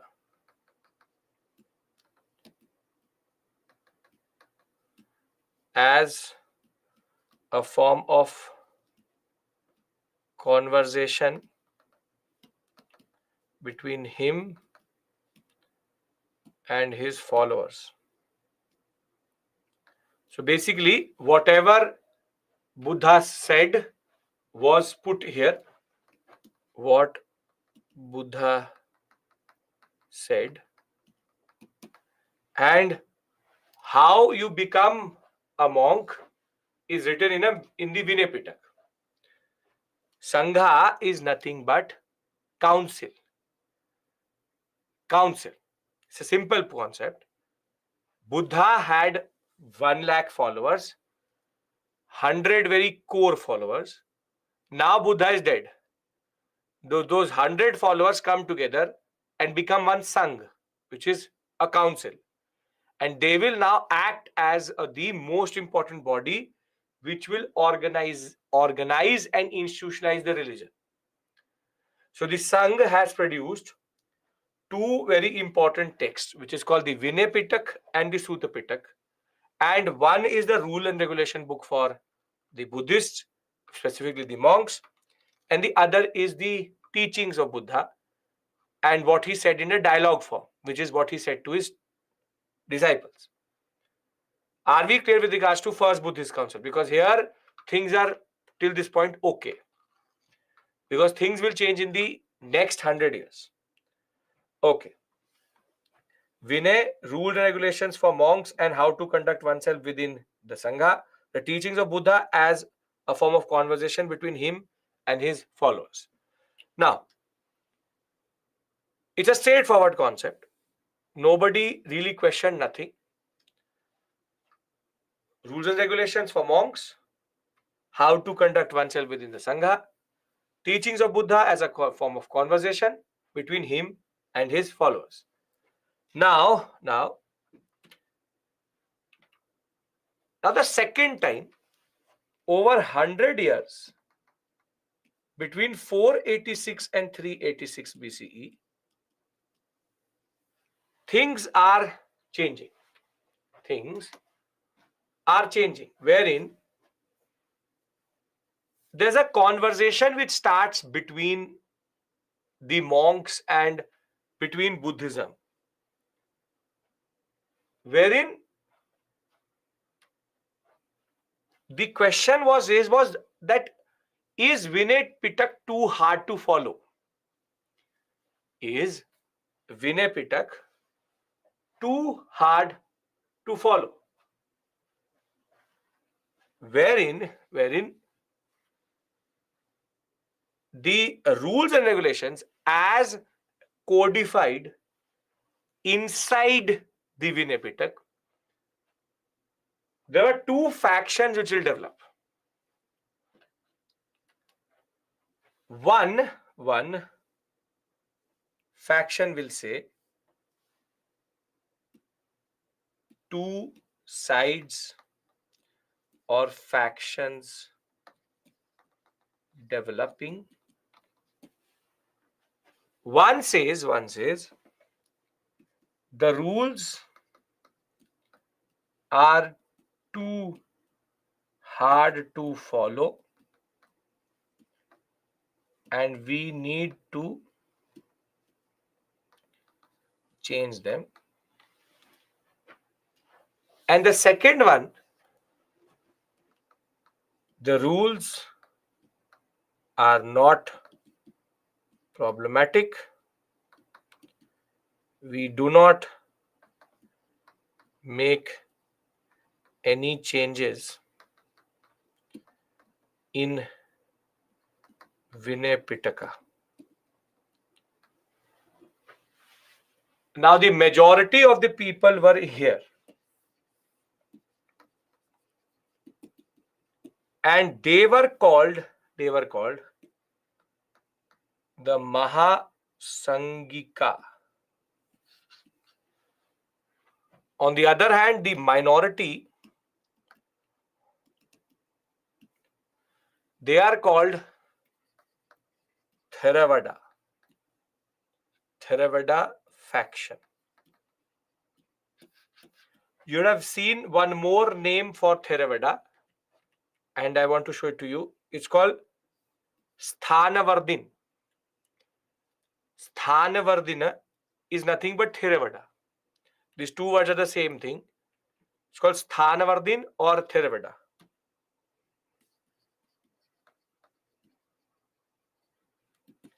But we call it Theravada because that is the name which till today exists. So one faction is saying change. One faction is saying do not change. And over this issue,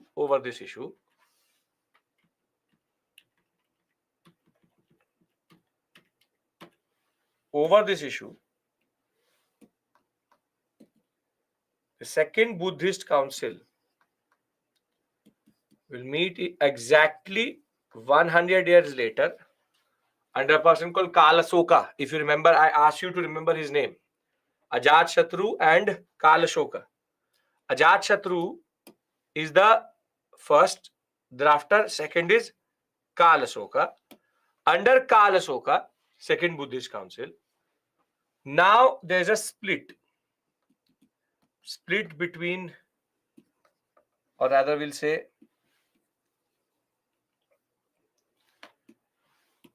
over the issue of Vinay Pitaka, the Buddhist Council Sangha splits. It splits into Theravada school and the Mahasangika school. This school till today uses the original Vinay Pitaka rules. This is the orthodox school.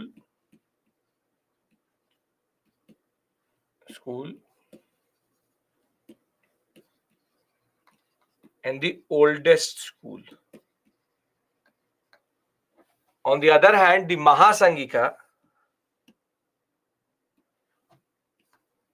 diluted the Vinay Pitak, changed the rules. They were the liberal school, and they took Buddhism forward. Basically, after this point, Theravadi are going to now be on the one side of the story. They will now become the second or an offshoot out of Buddhism. So Buddhism has split.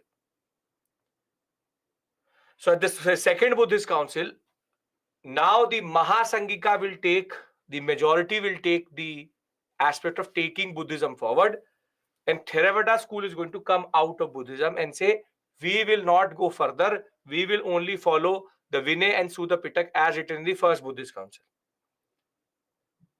Everybody is following me till this point? Okay. Now, no Amrit, not even close to what happens within that. Now, at the third Buddhist council, which happens under the most celebrated Buddhist, Ashoka, the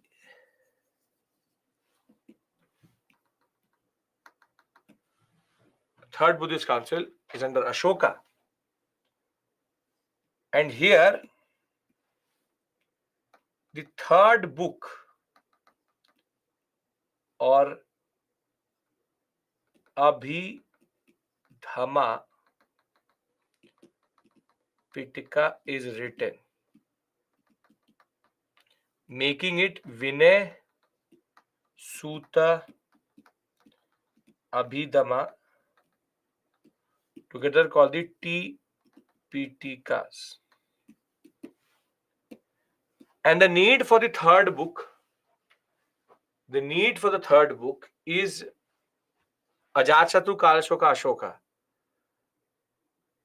The need for the third book was that Sutta Pitak was these teachings, but it did not tell you what the meaning of that teaching was. So Abhidhamma Pitak is the philosophy of Buddhism or the interpretation of Sutta Pitaka.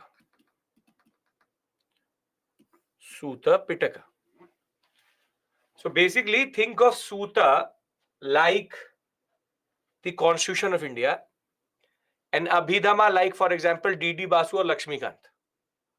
That the raw acts were not making sense to some people. What does that section or article mean?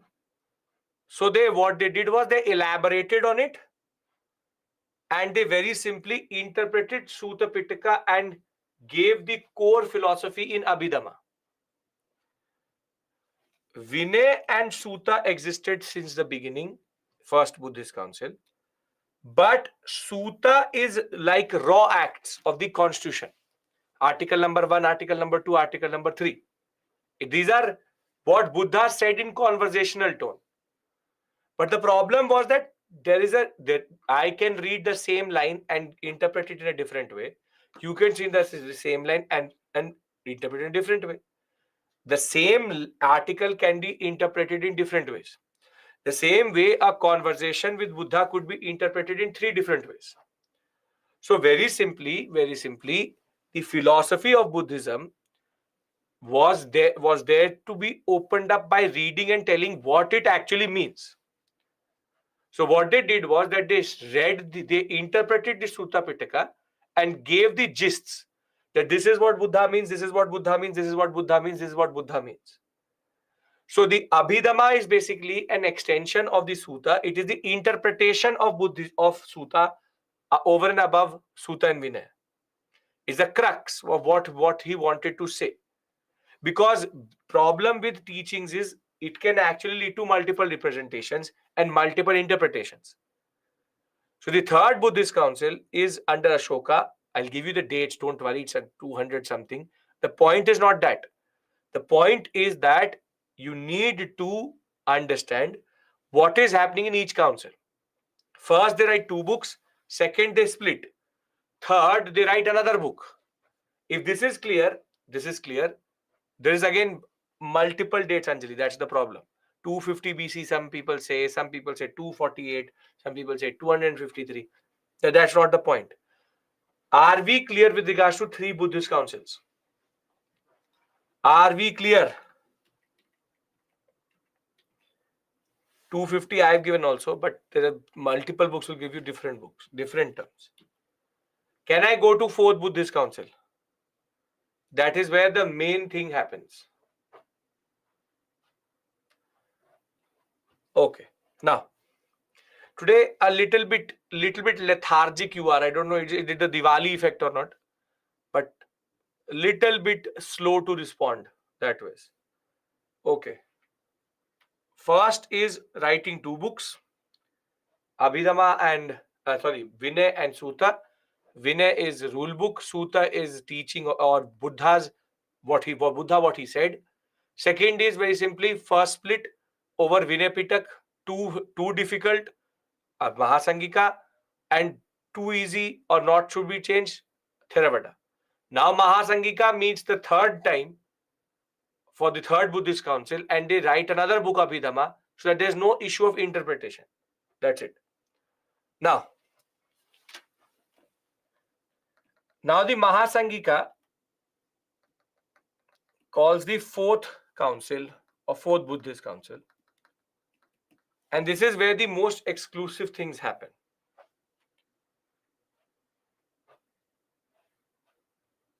What is called as the most explosive, exclusive, whatever you want to call it. Yes, you can, Rashida. Now, Mahasangika is already there.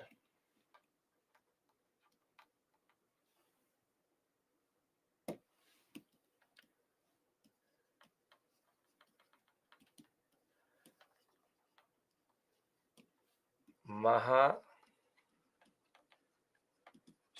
is already there. Now, the problem is that there are 2 interpretations which have started to develop. One faction within the Mahasangika started to say that how should we see Buddha? How should we see Buddha? One side or one faction of the Mahasangika said that Buddha is God and we should worship him in idols and his closest followers are bodhisattvas.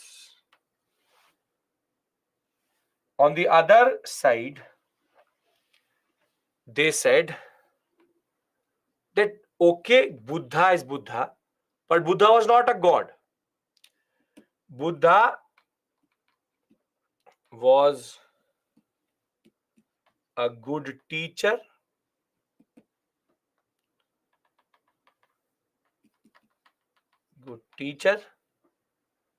and we will worship his symbols, no idol worship, The first one were called the Mahayana Buddhism or Mahayanic Buddhism, and the second one is called Hinayana Buddhism or Hinayanic Buddhism. Mahayan means better, greater vehicle. Hinayan means lesser vehicle. Obviously, Mahayan gave this name to the Hinayan. The first one are saying Buddha is God and idol worship is what they're advocating. On the other hand, the other side of the story is that they said that no, we are now misinterpreting Buddha himself. He is not God, but he is a good teacher who can take you to God. And this is where things get complicated within Buddhism. But what is more interesting is that in Mahayanic Buddhism, there is a further understanding that the students of Buddha, the closest of students of Buddha, are also subsidiary gods. They have delayed their nirvana for us, but when they will die, they will also be considered God only. And those are called bodhisattvas. That wherein you have Buddha as the main god, and then his other students, 6 to 7 very core. For example, Vajrapani, Manjushri, Avalokeshwar, Maitreyi, Tara. These were very important personalities who were related to Buddha, and they were considered to be also gods, but they delayed their what we call as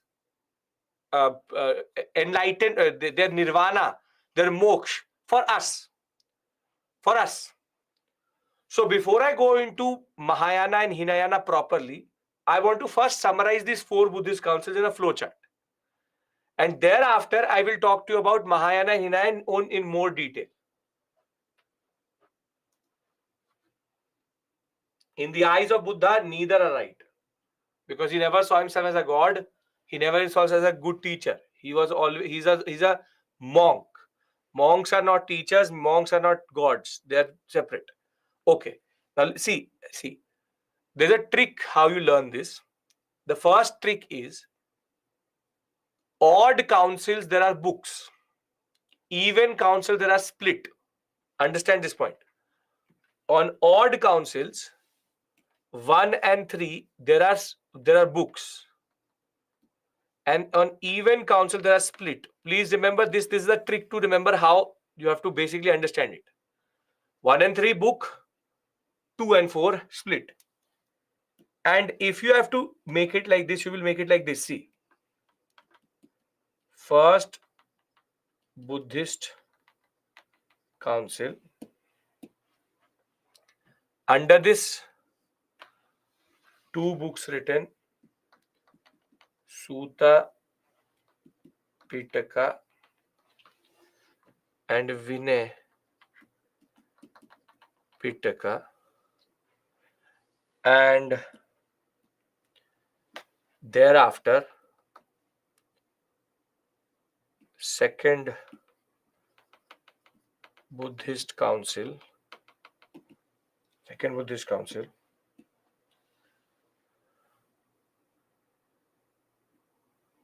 Buddhism will split into 2. Theravada and Mahasangika.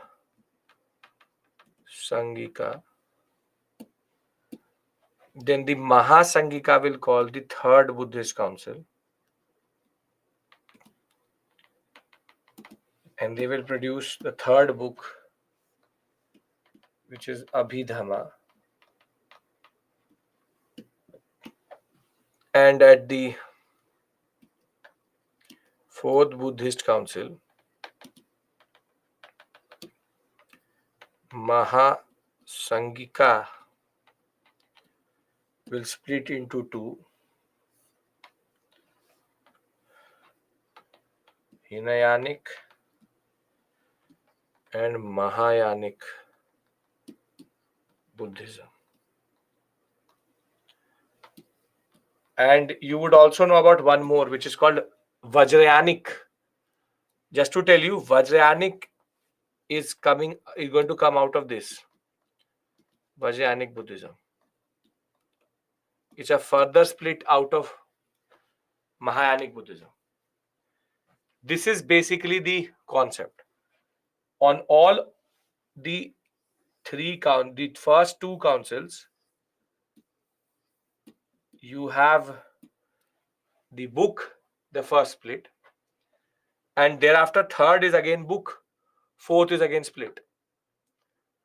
So are we clear with regards to the basic contour of how it is happening? Will you be able to identify in statement based questions if they are correctly defining these councils or not? Yes. Now, first Buddhist council after the Mahaparinirvana of Buddha in Rajgir, person Ajatashatru calls it, or the one who organizes it. The most important monk who sits and decides is Mahakasyapa. He was the one who said that we need to compile two books, Sutta, Buddha Sermon and Teaching and Ethics, Vinaya, Rules for a Monk. Then exactly 100 years later, they will meet under Kalasoka, and the monk is going to be Sabakambi, and the first difference in opinion will come, Orthodox school and the unorthodox school, over the issue of monastic discipline. Thereafter, the Mahasangika is going to meet for the third Buddhist council at Patliputra, 250 BC, under no one else but Asoka and one of the most celebrated monks, Mogaliputta Tisa. There was again conflicting ideas, but Abhidhamma Pitaka is going to be introduced, which will tell you the philosophical doctrine of teachings of the Buddha itself. And thereafter, Ashoka will say, I will send the Buddhists all across the world. Let's spread Buddhism.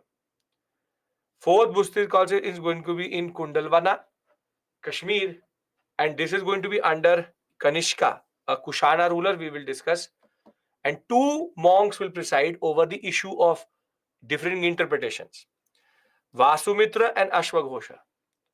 There were 18 different groups which had developed within Buddhism, and now they will split into Mahayanic and Hinayanic Buddhism at the different point of time, and we have compilation of all of this in different copper plate inscriptions. That is why we know it. Now what comes out is the Mahayanic and the Hinayanic Buddhism. Theravada is going to become a most ancient branch, still exists in Sri Lanka and certain parts of Southeast Asia.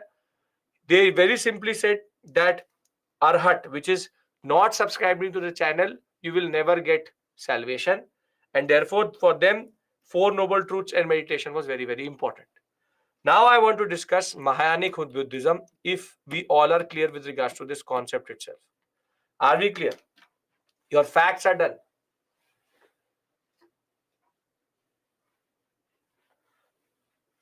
1 and 3 are books. Yes, 2 and 4 are split. Meanwhile, split in fourth concept, Theravada remains to exist. Yes, Theravada was separate to this whole concept. What is the Mahasangika? See, all facts are important for prelims generally. What I'm writing it down is because you need to understand it further. It's an art and culture zone.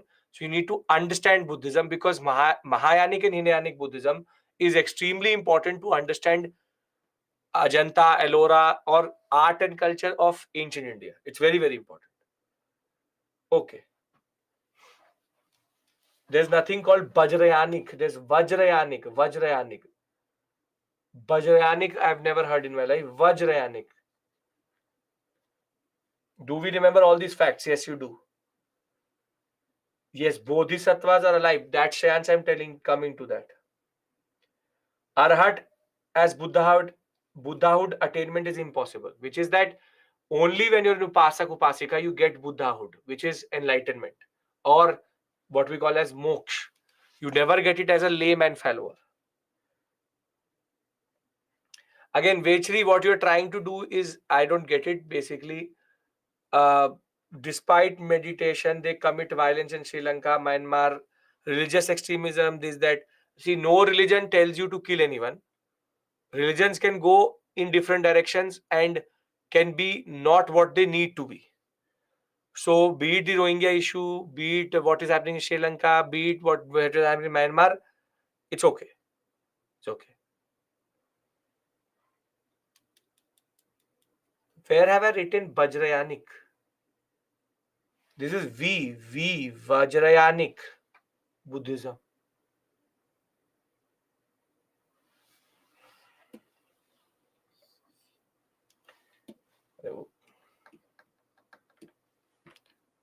Now, okay. That was not a P, that was actually a Y, but okay. Can we learn together cultural life of these heterodox? Radical Buddhism making violence. Okay. 1 and 3 are books, means books were written by Buddha. No, Buddha is dead. Buddha, why would you need a book? It is after Buddha's dead. Buddha is dead. Now they are making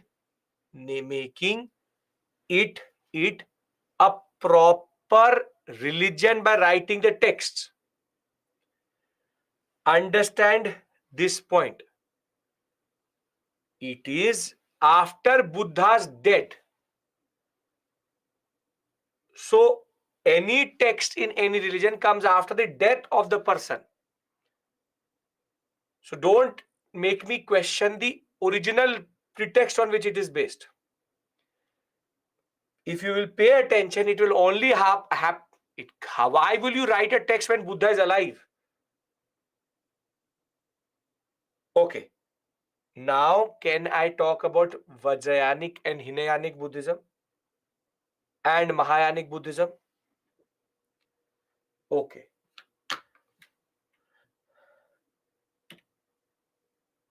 Rahul, ask the question straight. Don't write one question, then I will wait for you to ask that question. Straight away write the question.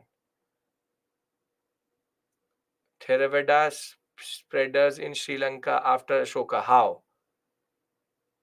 The monks went to Sri Lanka. Some people followed them. End of story. So that can always happen. Buddhism will change quite a lot, but Theravada spread to south, then spread to Sri Lanka. These monks are traveling around. They're trying to. Religion survives on subscribers. They will keep on trying to explain to the people how they can become better by becoming Buddhists. So this is a standard thing. There's nothing problematic here. Yes, Sangamitra and Mahendra were sent to the Sri Lankan sector. Okay. Now, Mahayanic Buddhism is the greater vehicle according to them. That is why they call themselves the greater vehicle. And see, why is Mahayanic Buddhism important? Because of the fact that it is trying to remain relevant in the world it is there. See, by the time we come to post-Maurya, which is Kanishka is Kushana, there was a need to change the outlook. And these splits are nothing but trying to remain relevant over a period of time. If you make so harder rules to become a monk, you will never have subscribers only. Or you will never have people trying to be monks. Or the concept that in the era of multiple gods, there was a need to make Buddha more popular. But if you always say that Buddha is a teacher, then it will never make him popular. So how do you spread Buddhism? If you want a Buddhist, what we call as representation, and there is no physical form we give to Buddha, then how do you remain relevant in the changing times? So whilst maybe Buddha would not have agreed with what Mahayana did to himself, but the point is that this is the desperate need for the hour. And that is why they will create a whole concept around Buddha, wherein Buddha and subsidiary bodhisattvas. So for them, monks and ordinary followers can also become spiritual liberating. See, if I go to, if you tell me, can a Vaishya or a Kshatriya actually give up everything and become a monk? Can they? No. And if you go to the Theravada school, they will straight away say that you are not serious, you will never get anything. Mahayanic Buddhism says, no, no, no, no, no, that is not the case. Monks can also get spiritual liberation. You can also get spiritual liberation. Worship Buddha. Understand say for everything which is happening, there is a idea, there's a concept behind it. If you will tell every layman follower, every standard upasak upasika that you are not serious, you will not get anything, then never it will work. Because then why would people come to Buddhism? So here it was like, no, no, no. Everybody is going to get Buddhahood. Everybody is going to get enlightenment. Everybody is going to get this concept. You just need to see Buddha as God and worship him. And this will be the most popular form of Buddhism spread across all of Southeast Asia and South Asia. From China to Japan to Korea to Mongolia, Bhutan, Tibet, everywhere. And further, the fact of the matter is, read this line. Does this line seem to be a little bit similar? Have you heard this line somewhere? Accumulation of spiritual merit through rebirths. Have you ever heard this concept or line previously? Where have you heard it? Where have you seen this type of line? Yes. Isn't this nothing but saying what is the concept of punya? That by punya, there's a counter of punya. If you don't fill it up, you would have to be reborn and then fill it up again. Once you collect enough punya cashback points, you get moksha. So now you see how Mahayanic Buddhism has changed the way we see Buddhism. Because they say, okay, maybe you will not get this time. Next time when you are born, you also try to be a Buddhist, then maybe you will get it. See, there are multiple questions which are being asked to Buddhism. Buddhism is saying, we may say that monk may get it in one chance, you may get it in two chances. So, in a way, Mahayanic Buddhism is competing with Vedic Brahmanism and taking up the concept from there. Taking up the concepts from there. See, this is not for new followers to get added. This is for the followers who are already following and a justification for their devotion. Please understand this point that over a period of time, every religion needs to change. And this is Buddhism trying to change. But what is even more interesting is the concept of bodhisattvas. Bodhisattvas are compassionate beings who have offsetted their nirvana for you. Basically, they could have become Buddha, but they didn't because they wanted you to get salvation. So for you and your sins and your deeds and your problems, they did not get it. They delayed it. Bodhisattvas, therefore, are basically subsidiary gods. You have Buddha as the main god, then you have 3 to 4 gods around him. And their names are important. The most important subsidiary god or bodhisattva is Avalokeshwar. Sometimes called Lokeshwar, sometimes called Padampani, sometimes called Avalokeshwar. Now, what does it depict? There are 3 principal deities around Buddha. Buddha is there, the 3 principal deities, Avalokeshwar, Manjushri and Vajrapani. And he is one of them, which is Avalokeshwar. He is the one who holds the lotus, and that is why it's called Padampani, the one who has in his hand the lotus. Very well, beautifully depicted in the Ajanta caves. When I will show it to you when we will see art and culture and specifically paintings. But what is his quality? He is the one who is the bodhisattva of compassion. He listens to the cries of the world and thereafter he helps them. He is the bodhisattva of compassion. He comes to the aid of everyone who is basically cry. In Theravada, there's also a version of Avalokeshwar, though Theravada basically should not have it, but basically he has a version of him in which was called Lokeshwar. And the Tibetan concept of Dalai Lama. Dalai Lama is actually seen as a human incarnation of Avalokeshwar. And in multiple places, he is also being represented as female. So in different areas of the world, Avalokeshwar is represented everywhere for sure. So think of it like Buddha being the main god, but now he is working through these gods. Avalokeshwar, it is believed, was alive at the first Buddhist council, but by the third Buddhist council, he wasn't there. And that is why you can understand that by the fourth Buddhist council, he got institutionalized into the religion itself. He's a sub-god. Yes, he's a sub-god. So Avalokeshwar is the god of compassion. Is the god of compassion. That he basically represents the compassion of Buddha. He's a deity. Basically, God and deity concept, but I'm not trying to use the word deity because it confuses people more. He's a subsidiary god in that regard. Then comes Vajrapani. Vajrapani is also depicted in the Ajanta caves. And basically, he is the one who is the protector of Buddhists. He is the protector of Buddhists. He protects. So while Avalokeshwar listens, Vajrapani protects. And the last major three subsidiary gods is Manjushri. Remember the names because these have directly come in the examination. Manjushri is the wisdom of Buddha. The one who yields the sword is the wisdom of Buddha, meaning intellect of Buddha. So now you can see you have Buddha, his compassion in Avalokeshwar, his protection in Vajrapani, and his wisdom in Manjushri.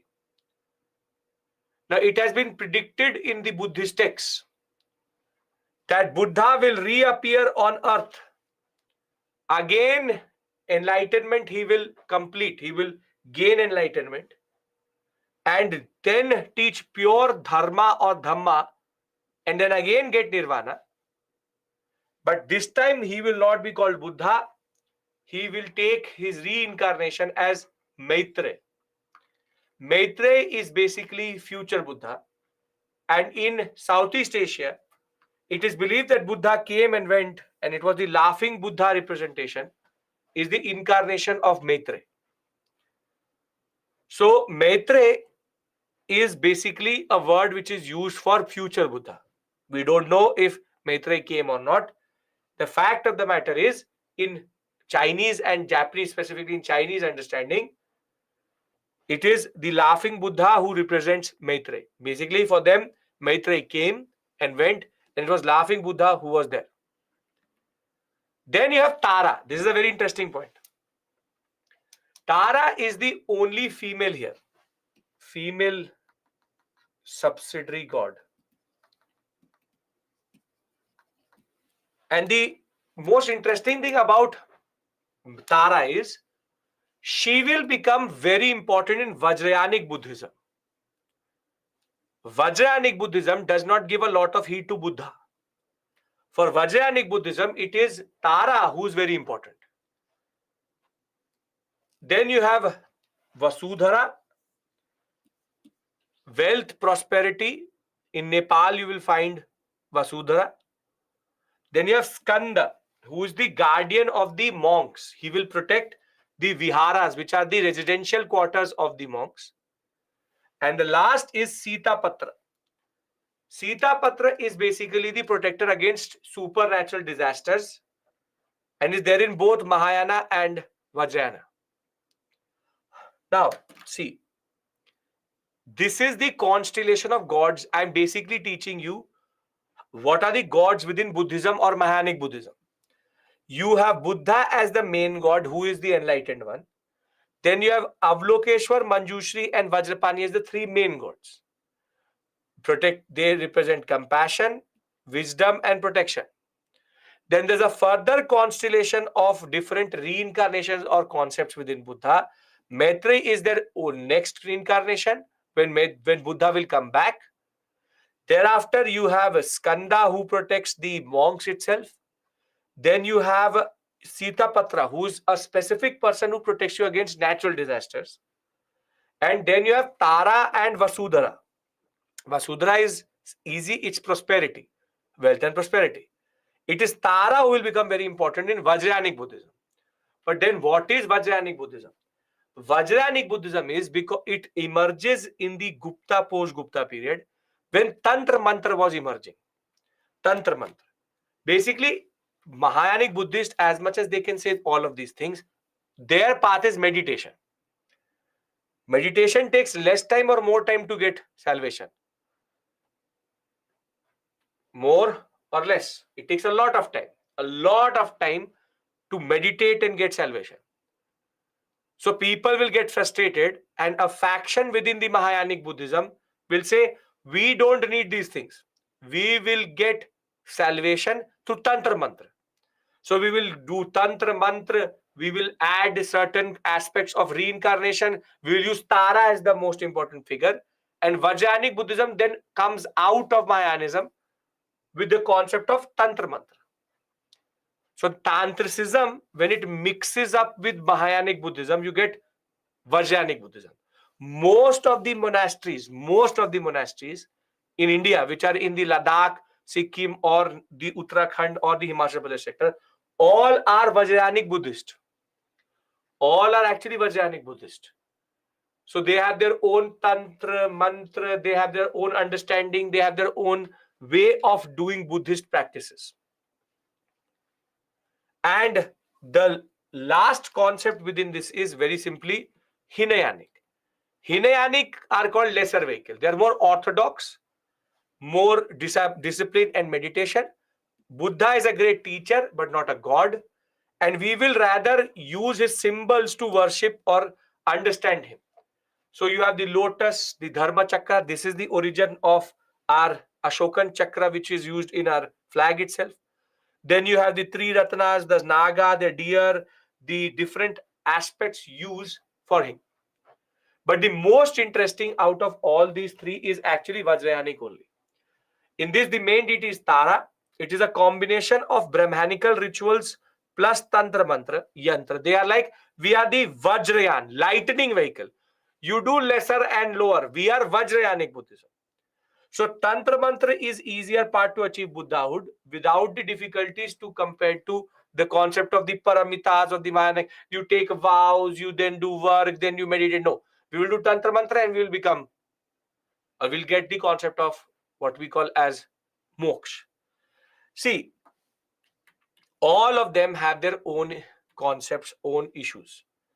But Buddhism, this is the only thing which you need to understand is the difference between Mahayanic, Hinayanic and Vajrayanic. Now I'm summarizing Buddhism for you because then I'll take a lot of questions. Your very value loaded questions have come through, but I will discuss them.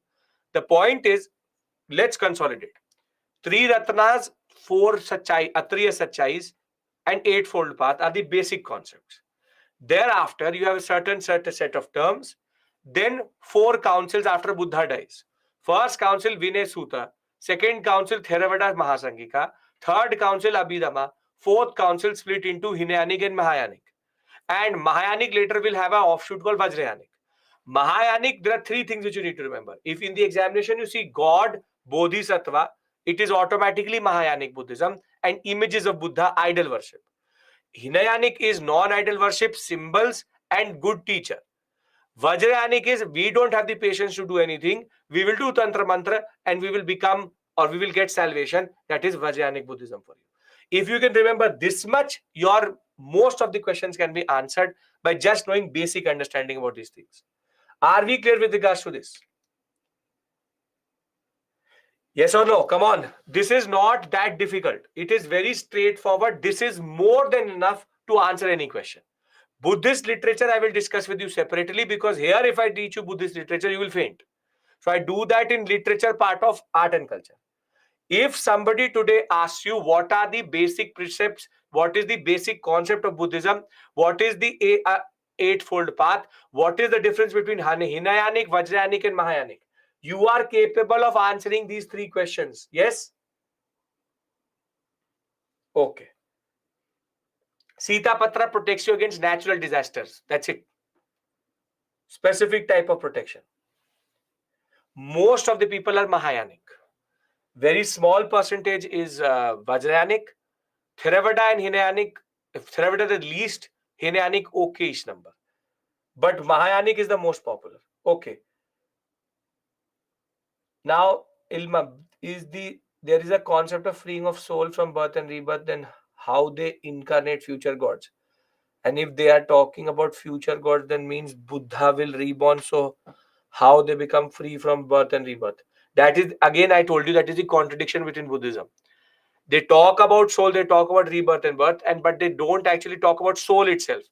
They are talking about life energy. This is a major contradiction within Buddhism, and philosophies do have issues. Bodhisattva only exists in one of them, that is Mahayanic Buddhism. Okay. Buddhism also like Vedic Brahmanism, Tantra Mantra. Yeah, that is the way it is getting in a way appropriation. This is called appropriation. See, Buddhism is going to get a major blow in the Gupta period, which I will tell you that Buddhism will basically lose all of its constituency in one go. For that you have to wait for 2-3 classes. By this weekend, I will tell you that what happened to Buddhism later. At this point, it's at the peak in that regard. He born as Maitri, so he never get parinirvana. That is not true. That is not true. Buddha got nirvana. He became God, and God can reincarnate. Tell me one thing. You are acting like you don't know the concept of God's reincarnating. Where does this actually concept come from? Gods reincarnating themselves, coming back in certain forms. This again is not Vedas, but actually Puranas. It's actually Hinduism from which they picked. Don't you get it? They're actually getting influenced by what we did. The whole festival last night was about a incarnation of Lord Vishnu himself, right? And that is the basic point you need to understand. This is how Hinduism, Lord Krishna, Lord Rama, you have multiple reincarnations of Lord Krishna. The Dasavatar concept, I will discuss this with you. The point I'm trying to argue is that Buddhism did not remain a monolith. It kept on changing itself. And that is why what I'm trying to explain to you, that there will be a certain concept that Buddhism kept on changing itself as per the need of the hour. Every 100, 200 years, it changed itself. So, how does Vajrayanic Buddhism differ from other Buddhist academic life? First, that question makes no sense. But Vajrayanic Buddhism is very different to other forms of Buddhism because it rejects Ashtanga Marg. It says that there's no point of Ashtanga Marg. We will bypass all of that through Tantra Mantra. If at the end Buddhism is like Vedic Brahmanism, then what is the contradiction? What is the point of contradicting? Shweta, that is the point. You can start by hating me, but by the end become like me also. So Buddha wanted to contradict the Vedas. His Sangha started to change. Now, why are you not understanding this point? You start by hating Vedas. But to remain relevant, you had to pick up the concepts. But Buddha didn't change it. All changes came after his death. Not before it, only after it. Now, this is what happens. Religions evolve because they need to remain relevant. Maybe not on the same person, but later. Christianity did it. The concept of Protestant and Catholic. That happens. So can we now take a small breather for 5 minutes and then go to Jainism, which is even more harder to follow and more important? Again, Shivaji, I don't know, were you sleeping or where were you? He's asking me, Nirvana and Nibbana are the same. Again, we are back to square one. I had the same conversation with Prince. Now you're asking me the same thing. Nirvana is getting salvation, getting moksha. Nibbana is just dying. So please understand this point. we have discussed 3 Ratnas, 4 truths, eightfold path. We have discussed terms, and we discussed 4 Buddhist councils: Hinayanic, Mahayanic, Vajrayanic, Theravada. There is nothing to be taught here. There's nothing to be taught here. There's only to be consolidated. 4 are there: Hinayana teacher, Mahayanic God, Tantra Mantra, original. Now, for some of you, this is also important, which is subsects. Which is that what are the subsects within Hinayana and Mahayana? Now, there are total 18 to 20 here. But every time when they're asked in the examination, they try to mix it up with Jain. Jain, there are 5 subsects and there are 20 in Buddhism. You tell me which one should I teach you and make you learn? Jain one or the Buddhist one? Jain. So we take a break here. We come back. We discuss Jainism. And in Jainism, when I teach you the sects, we will be able to easily manage any subsect or sect question because they always sprinkle Jain into it. Jain, there are only 5. Now, before I take this break, I need your 100% assent that we are clear with regards to basics of Buddhism. And when I teach you art and culture, you will not ask me what is Hinayanic, Mahayanic, Vajrayanic. Yes? Okay. Perfect. Perfect. So we take a small break because I want you to be fresh for Jainism. No, Jainism is more straightforward, not that difficult. It's very straightforward. And then we will close for today by doing this whole story of religion. So it is 8:43, 8:50, and after 8:50, I want 40 minutes of proper concentration. Right? 8:50, we come back.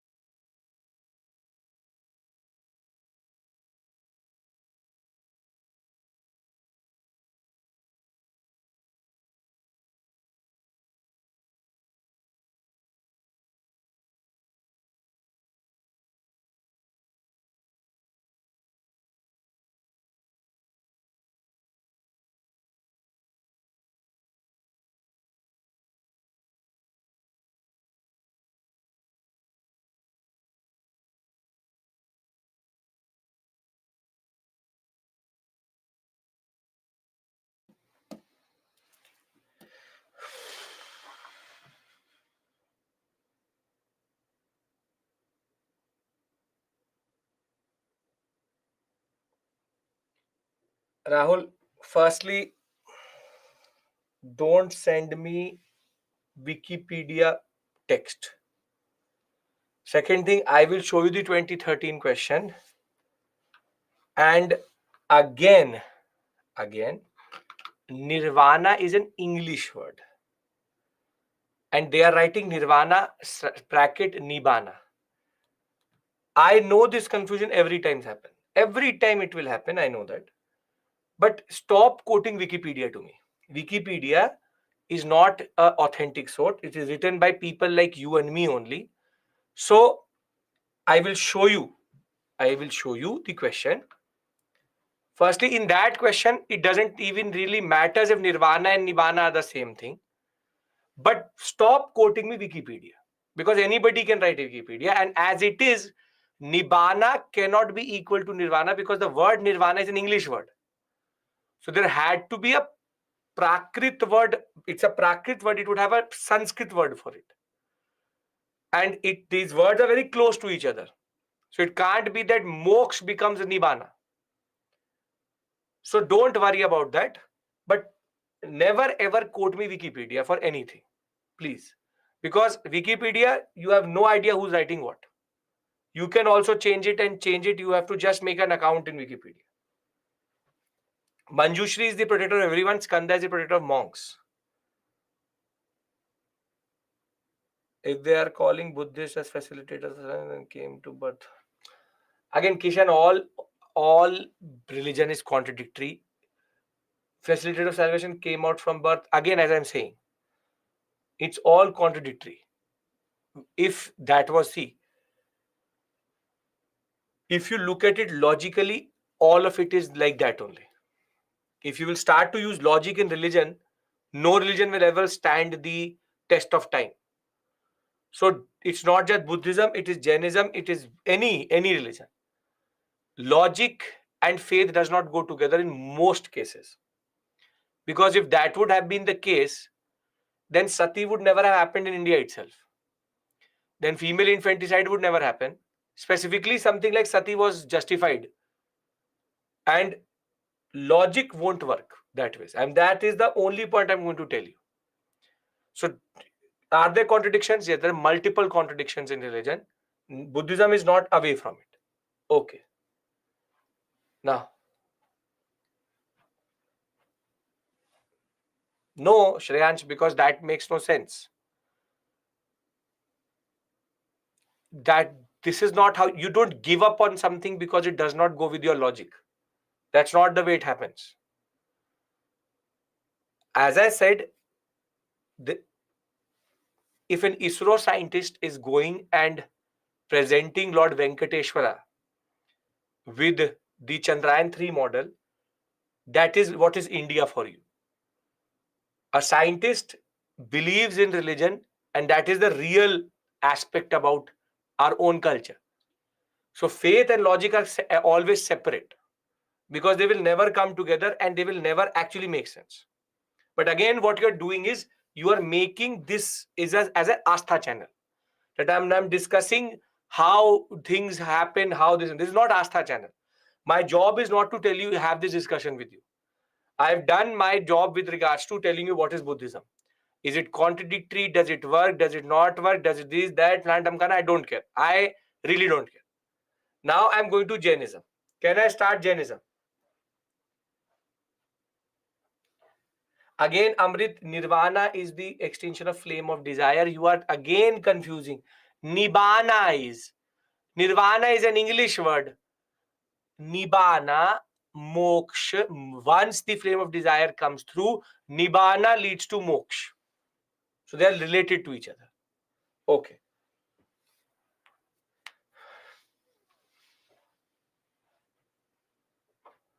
Why only Buddha is so famous? Why not 4 monks also? Aishwarya, you don't know. In Buddhism, they are famous. That the Avalokiteshvara and all are very, very famous. You know what Buddhism Buddha because that one person. World famous. If you can be represented in the Ajanta paintings, you are obviously famous. Now, Jainism is a little bit different. Let's try to understand first what is this word Jain? Where does it come from? Now, the word Jain comes from the fact that the people who follow the Jina are called Jains.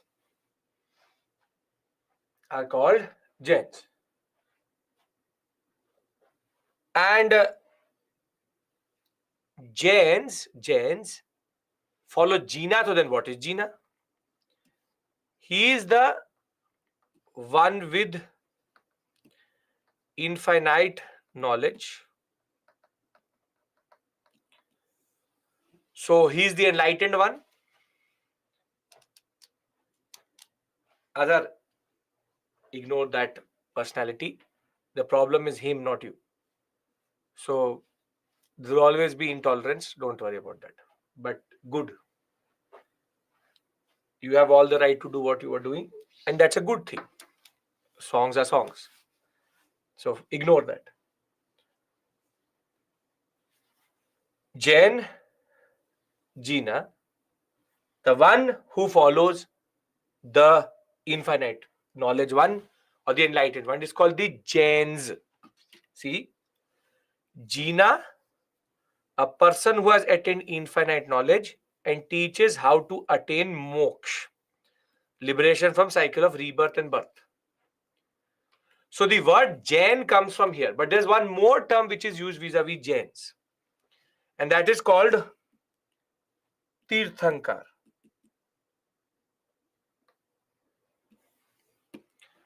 Now the question is, what is this word?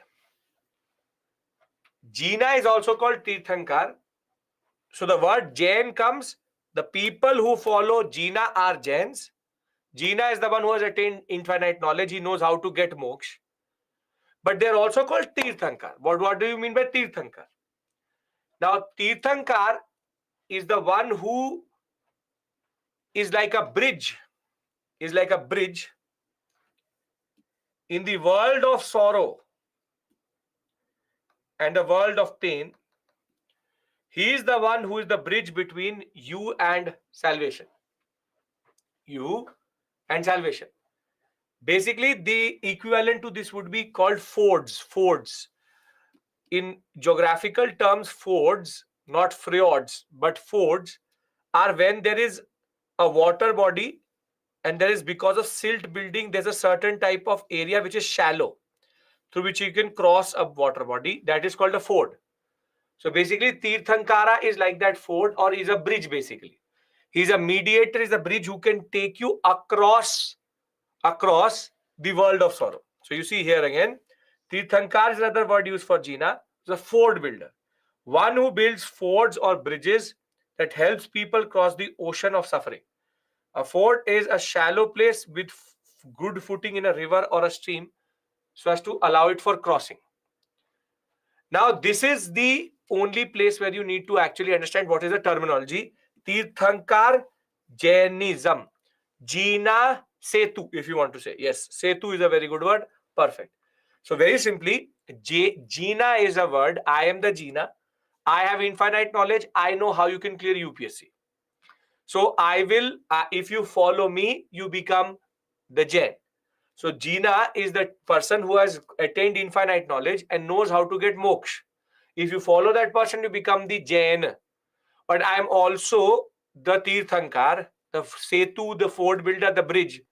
In the world of misinformation and Wikipedias, I am the one who will tell you how to cross history vis-a-vis from going from one side to the other and how you clear the examination. Tirthankar and Jina are the same exact thing. Same exact thing. Two terms are used, but Jainism is actually much more complicated than Buddhism when it comes to its origin. If you understand the terminologies, I want to discuss the origin. Can we discuss the origin? Because if you understand these terminologies, there's nothing here. There's nothing here generally. It's just about understanding the terms. Same thing, Jina Tirthankar. Now, who was the founder of Buddhism, and Jiva is one person, Buddha. And Buddha was the one who gave the philosophy also, and was the one who spread it also. And then in a way, the Sangha is also related to Buddha. So the institutionalization of religion all revolves around Buddha. But Jainism is different. I'll tell you how. There's a difference between who started Jain philosophy and who institutionalized Jain philosophy. See, it is believed the one who we have to discuss is Mahavira. Vardhaman Mahavir is the most important personality when it comes to Jainism. But basically, he is a Jina, he is a Tirthankar,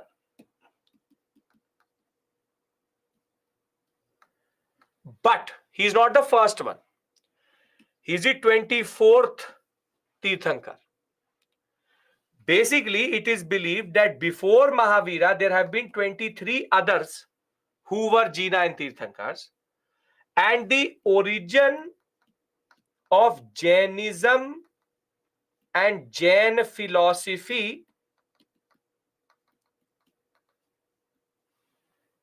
is Rishabhnath.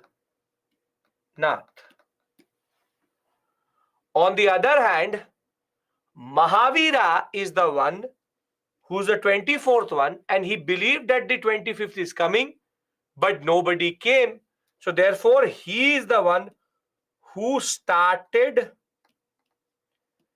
Jain religion,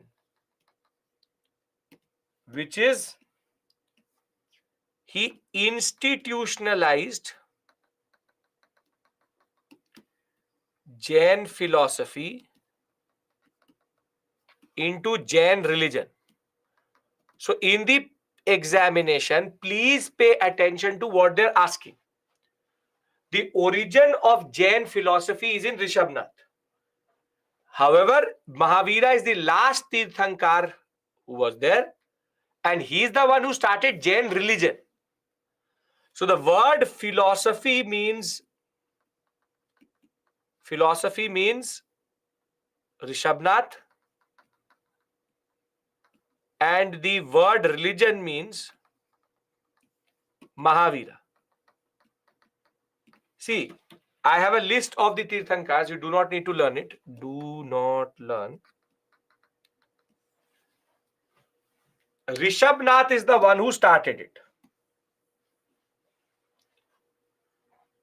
Thereafter, there have been 23 of them. Last is Vardhaman Mahavira. Between him and him, Jainism remained a philosophy. But the problem is that the historical background, the historical story, the historical place, their origin, their birth, we don't know anything about them. We don't know anything about them. They come one after the other, in a way reincarnating each other. But we do not know about anybody from Rishabhnath, we know that he's the first one. We have no information about any of them more than little bit about, for example, Parsavnath. And we have Nami and Nemi. These are two similar. You have to remember these four names, that's it. Rishabhnath, Nami, Nemi, Parsavnath and Vardhaman. Very simply, the historicity of all of them is not clear. Why nobody came after Mahavira? That is the wrong question you're asking me. You have to go and ask a Jain monk why that happened. So, very simply, in a way, Buddhist philosophy, I'll rather ask you a simple question. Which is older, Buddhist philosophy or Jain philosophy?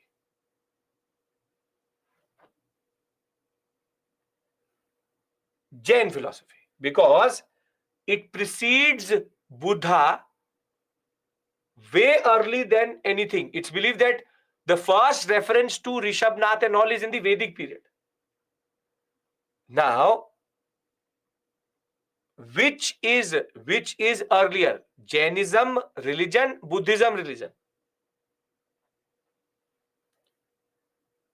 Here the answer is both are contemporary to each other. Buddha and Mahavira is believed to have operated in the same period. So religion wise, they are both 6th century BC. But philosophy wise, Jainism is a bit older. You getting my point? Religion wise. Philosophy wise, there's no doubt. Philosophy wise, there's no doubt. Philosophy wise, straight away, it is Jainism. Religion wise, it is 6th century BC because maybe Jainism would have survived previously. But Jainism did not become a religion before 6th century BC. And see, this is the point if you try to dig in a little bit deeper. If these 24s exist or not, we don't know. But maybe this was a tactic to show vis-a-vis Buddhism that Jainism is earlier or older. Not to disrespect or undercut the whole concept itself. It could be a tactic. So try to remember it like this, that Jainism portrays and projects that Tirthankars existed even before Buddha. However, Jainism as a religion only exists after 6th century BC. Philosophy and concept is there, but maybe it is only Mahavira who wanted to make it into a religion. So the origin of Jainism as a philosophy is older than Buddhism. Origin of Jainism is at the same point of time with Buddhism when it comes to religion. Are we clear about this contradiction? Because a lot of students get confused here. A lot of students get confused here. And nobody really is able to explain this concept. The point is the difference between philosophy and religion. That's the only difference. Now, the historicity of all the Tirthankara is not easy to ascertain. Neminath may have belonged to the Gujarat sector. Parsavnath, builders, remember it like that, lived in Benares. We only know about Vardhaman Mahavir quite a lot. There are symbols which are linked to these Tirthankars through which the Jain temples have all these symbols to represent all the 24 Tirthankars. But you don't have to learn that. You can remember just that Mahavira is represented to the lion. And that is why lion is used quite a lot. Now, we just need to know the following about Vardhaman Mahavir, and then we'll go into the Jain philosophy itself. Born around the same time, again, the historicity of the birth and death is always very questionable. In the Kundagrama sector in Vaishali, to again Kshatriya of the Gantrika clan, and his father's name was Siddharth and mother is Trishala.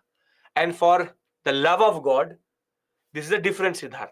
There can be two different people with different names or similar names. So Buddha is not the father of Mahavira. Please, I beg you, don't do that.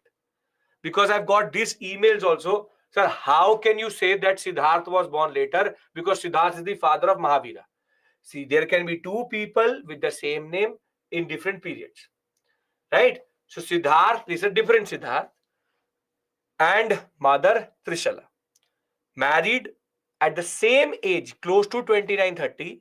He at the age of 30 leaves, wanders for 12 years and attains the supreme knowledge and becomes the Jina under the Sal tree near Muzaffarpur. Next 30 years, he will preach his doctrine, which I will tell you what the doctrine is. And Kosala, Magad, Champa, Mithila, same area in which Buddha was very active. And his followers were called the Nirgrantha. Basically, there are followers of all 24. His followers are called Nirgrantha.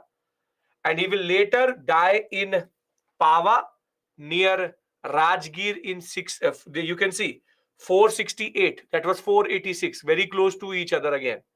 And the way he died was a very holy act, which is called in Jainism, which is called Salekhana, which is what we call as voluntary euthanasia, which is that you starve yourself to death. And that is a form of their cleansing, and which I'm coming to, wherein Jainism is a very difficult religion to follow. specifically for monks. Can I now go into Jain philosophy?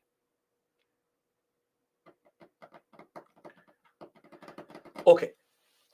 Now Jainism and Jain philosophy was never prescribed by, very rarely prescribed by political leaders. To follow Jainism is very difficult, and to be a monk is even more difficult. So Jainism is not very flexible on things. Buddhism was flexible, that is why it was followed by a lot of people and a lot of rulers also. Their first most important concept is that you have to trust the Jina, beat anything. And that is why they have their own three ratnas, the three gems, which is you have to write the right faith, right knowledge, and right conduct. You have to have faith in your Jina. You have to know his knowledge and the right knowledge which he gives. And you have to conduct yourself very strictly. But why did basically no only Mahaviras are called Nirgrantha? Why does basically Jainism not be followed by most of the Kshatriyas? Is because of this. Which are called the Panchavrata, Mahavratas. And there are Anuvratas also, which are basically diluted form for layman followers or the followers of the Jains itself. But Jainism was uncompromising on violence. Be it anything, you cannot compromise on violence. You cannot do violence. Ahimsa is everything for them. But if you look at the Panchavratas or the Panch Mahavratas of the Jain monks, it is even more difficult than over what the Buddhists fought over Theravada and Mahasangika. Never injure anybody. Never utter any falsehood, not only on one line. Can't lie. Cannot take something which is not your given, which is steal. Have to have a celibate life, cannot marry, and cannot call anything your own. But if you follow these, you can automatically understand that you will never be able to become a politician. Never lie, and you become a king or become a politician. That can actually never be the case itself. Violence and deception and manipulation and taking something from someone else is the job of the king itself. So Jainism was something which was after Chandragupta Maurya, nobody really actually took it as the leader. People followed it. For the Vaishya community, it was very good because it is only asking you to do your job and don't worry about anything else. You do your job in the right way. Don't steal, and be very clear about what is yours and what is not yours. So for a commercial person, ethics is important. Ethics is important. So if you are doing your honest work, you are all clear. That is basically why Jainism was very popular amongst certain communities of commercial classes and merchants. Do your good work, end of story. The monks cannot marry. It does not apply. This is a Mahavrata. It's not an Anuvrata. Anuvrata are diluted one for laymen followers. I'll come to that. Now, the biggest point, there are 2 points which makes Jainism very different from Buddhism. Is that first, Jains for it, see, understand, Mahavratas are taken by monks. Celibacy is something which is even prescribed in Hinduism for monks. So it's not out of the box. It's just that when it comes to ahimsa and when it comes to lying, it is very specific to Buddhist, to Jain philosophy. But what is even more specific to Jain philosophy is 2 things. Jains believe that before you became a Jain itself, you did a lot of karma. And for them, karma is basically a bad thing. Everything which you did, karma is a sin, and inner purification is something which is very important for them, which we call as the concept of self purification, self penance, it is called. Meaning the more you will in a way cleanse yourself via self-penance, via self-suffering. The word self-suffering is also used. Self-suffering is you cleansing yourself from the karma. And this is again which makes it very, very hard to follow, that Jainism is about self-hurt. So Saleh Khan is what? You die, but you die of starving. You take samadhi. And for them, that is very, very important. But what makes Jainism even more interesting is, according to Jainism, everything, every object in this universe has a soul. And therefore, you cannot hurt even microscopic organisms.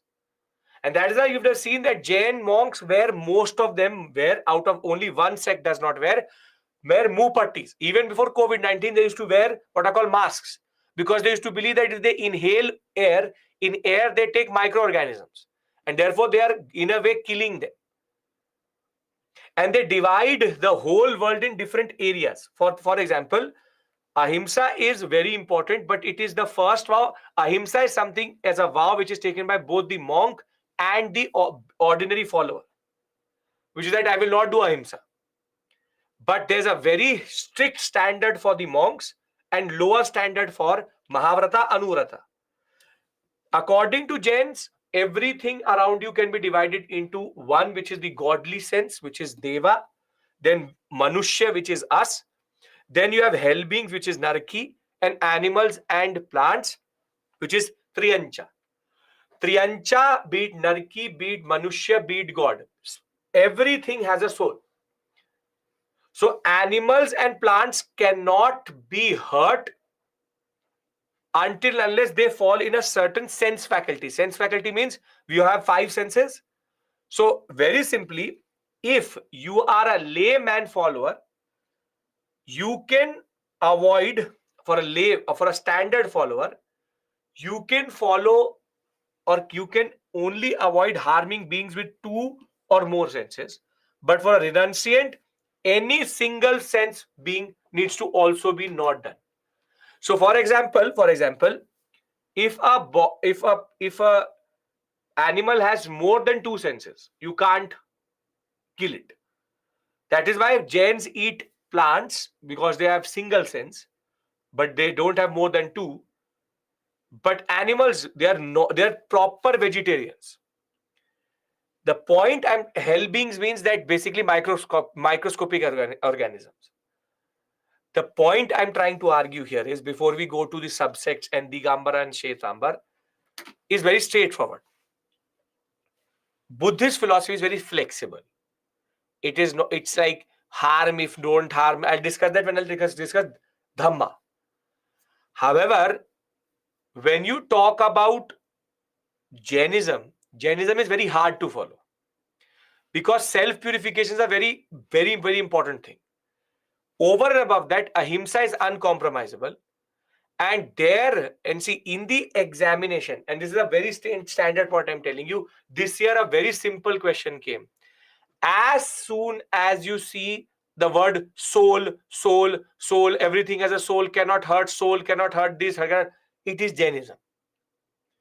Because Jainism gives everything a soul, and then the monks cannot hurt everyone.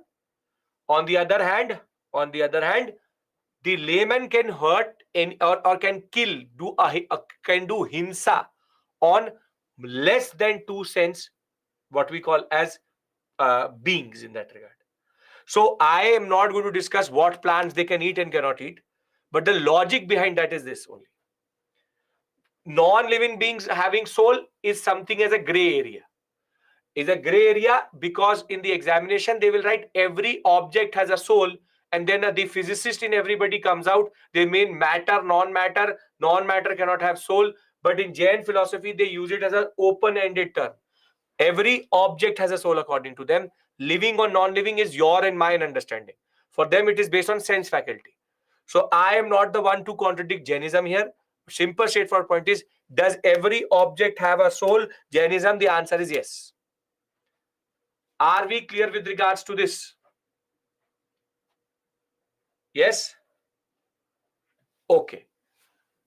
Now there are, fortunately for us, only two subsects in Jainism. Two subsects in Jainism, or two groups in Jainism. One are called Digambar and the other one are called Shwetambar. Now you can remember it by the song Dige Dige Ambar Pe, because Dige Ambar means sky. Right? There's a song called Dige Dige Ambar. Remember it like that.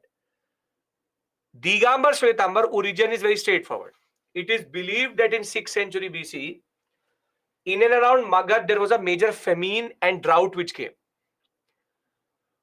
In order to survive, one set of Jains went to south, one remained back or stayed back in north. So it is believed that Mahavira himself, what is senses? What is one and more? Anjali, you're using one of your senses. Touch, eye, that's a sight, hearing, and smelling and taste. All of these are senses. So if a person has more than one, it is living and it has senses. That is the concept. Okay. Now, it is believed that Mahavira and all of the Tirthankars before him were actually naked, used to be nude. So when they were not split, they were nude. They did not wear any clothes. But the ones who stayed in the north started to wear white clothes, and they're called Shwetambar. And the one who went to south are called Digambar. They believe that the sky itself is their cloth. So the only difference between Shwetambar, Digambar is actually the ones who wear clothes and don't wear clothes. Again, it is a matter of relevance. You tell me in which Shwetambar or Digambar a woman can become a monk. You tell me. Shwet means cloth, white cloth. Obviously Shwetambar. See, again, they are trying to remain relevant. So the only difference between Digambar and Shwetambar is clothing. Both traditions know that Mahavira followed the concept of being naked. Digambars must renunciate everything, and that person should only have a small broom to sweep where he sits, and a kamandu, which is a lota for basic toilet practices. Shwetambar believe that while wearing white robes, they believe that nudity is a practice which has become obsolete, and therefore it is unnecessary. And for the layman followers, we need to also dilute the basic concepts. So Shwetambar would be close to Hinayanic Buddhism or Mahayanic Buddhism. Come on, tell me. Would it be closer to Hinayanic Buddhism or Mahayanic Buddhism? In its approach. Mahayanic, wherein it is trying to remain relevant. Mahayanic Buddhism is trying to remain Buddhism relevant. And here, Shwetambar is trying to remain relevant because, yes, nudity is accepted within Jainism. But they say that we can wear a white robe and that will not dilute our Mahavratas and Anuvratas and the different vratas which we have. So this is called assimilation and evolution. Every religion evolves. So whilst in Buddhism you have Hinayanic, Mahayanic, Vajrayanic and what we call as and Theravada, here you have only two. Shwetambar, Digambar. Shwet means cloth. Dig, ambar. Ambar means sky. Are we clear with regards to the difference between Shwetambar, Digambar? Then the last thing I have to discuss with you is the subsects and their classes over. Yes? Mahayanic is contemporary. They are actually contemporary to each other. Yes, Shwetambar and Mahayanic, Hinayanic, Shwetambar, Digambar, all are contemporaries to each other. Why they practiced nudity? They were like, every possession needs to be renounced. Everything which you have needs to be renounced, which means clothes also. Okay. Shravani, if I make a table, it is going to be what? One, it will say wear clothes, other say don't wear clothes. That's it. I'll write it down for here. Don't wear clothes, wear clothes. This is the only difference between them. So I don't need a table to actually write this one point. Okay. Now come the subsets. Now Digambar has, which is non-wearing clothes, have two basic difference. One is called the core group, which is called the Mool Sangh, and thereafter there are three which are the later offshoots. So you have the Digambar, and they're very easy. Here you have Mool Sangh. Mool means core, and you have Terapanthi, Taranpanthi, and Bispanthi.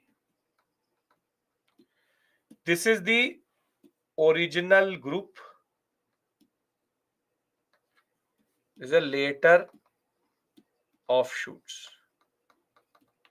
But what would be common to all of them? Will they all wear clothes or not? What will be common to all of them? Okay, no clothes. Very good. Perfect. No clothes. They are all similar that way. Thereafter, there is more complexity in Shwetambar. In Shwetambar, there's a division between three. One are called Sthanak Vasi, Murti Pujak, and Terapanthi. Now, this is very important point you need to understand, that Terapanthi are in both. But what would be the difference between this Terapanthi and this Terapanthi? What would be the difference between these two? Very good. Perfect. So in Terapanthi, some of them wear clothes, some of them don't wear clothes. So they do not wear and they wear. This is the difference between these two. So not very difficult. But now you can see one more thing, that the name itself tells you. See, under Shwetambar, Sthanakvasis worship the saints or monks. Sthanak, who are in front of you. They worship the idols of Tirthankars. As you can say, Murti Pujak. Murti Pujak. But there's one more difference. Sthanakvasi believe in praying to saints rather than into a temple. They wear a mupatti near their mouth. They do not wear a mupatti, and they rather keep idols of Tirthankars. Terapanthi are again the ones who pray to saints and wear a mupatti. So you see, the major point here is mask, no mask, mask, and worship saints or monks. Now you will ask me, what is the difference between Terapanthi and Sthanakvasi? I have already seen Vedji's comment. The difference is some of the Terapanthi are also nude, but all of Sthanakvasi are not nude. Get the difference? Terapanthi is an intersection. They either will have everything, which is white robe also and mupatti, or they'll have nothing. While Sthanakvasi, they have mask and clothes. So you can't make out a difference between a Sthanakvasi and a Terapanthi on the ground. Only if you look at the whole community, you will be seeing Terapanthi, little bit of nude, little bit of non-nude. Are we clear? I'll give a Venn diagram and it will actually make sense. Can I make that Venn diagram and we can end the class? Okay. See, it's very easy, very easy.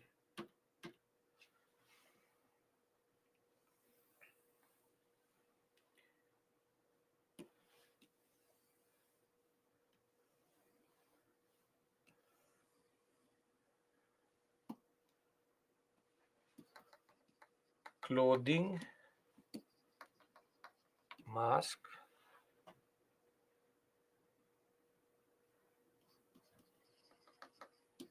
idols of Tirthankars.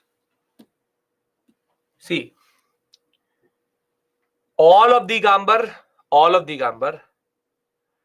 are basically outside this whole concept itself.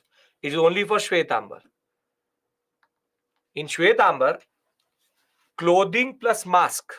Clothing plus mask.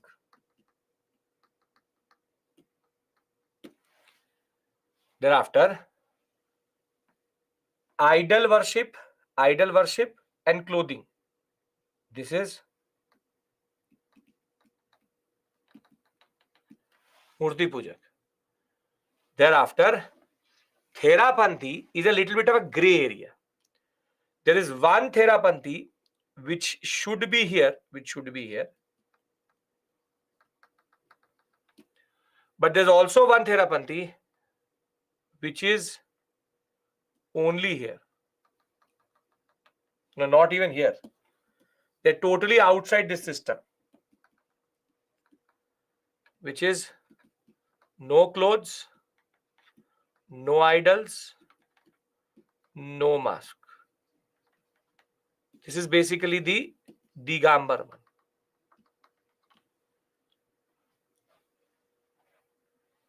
So are we clear with regards to how they are placed with each other? I don't need to make a Venn diagram though, but basically this is a better way of representation. Mask, no mask, mask.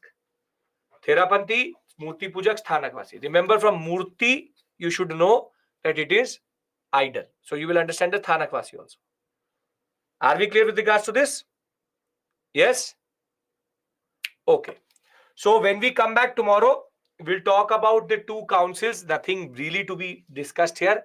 That one first Jain council happened at Patliputra, and they wrote 12 angs, basically 12 books, under a person called Sthulbhau in 3rd century BC.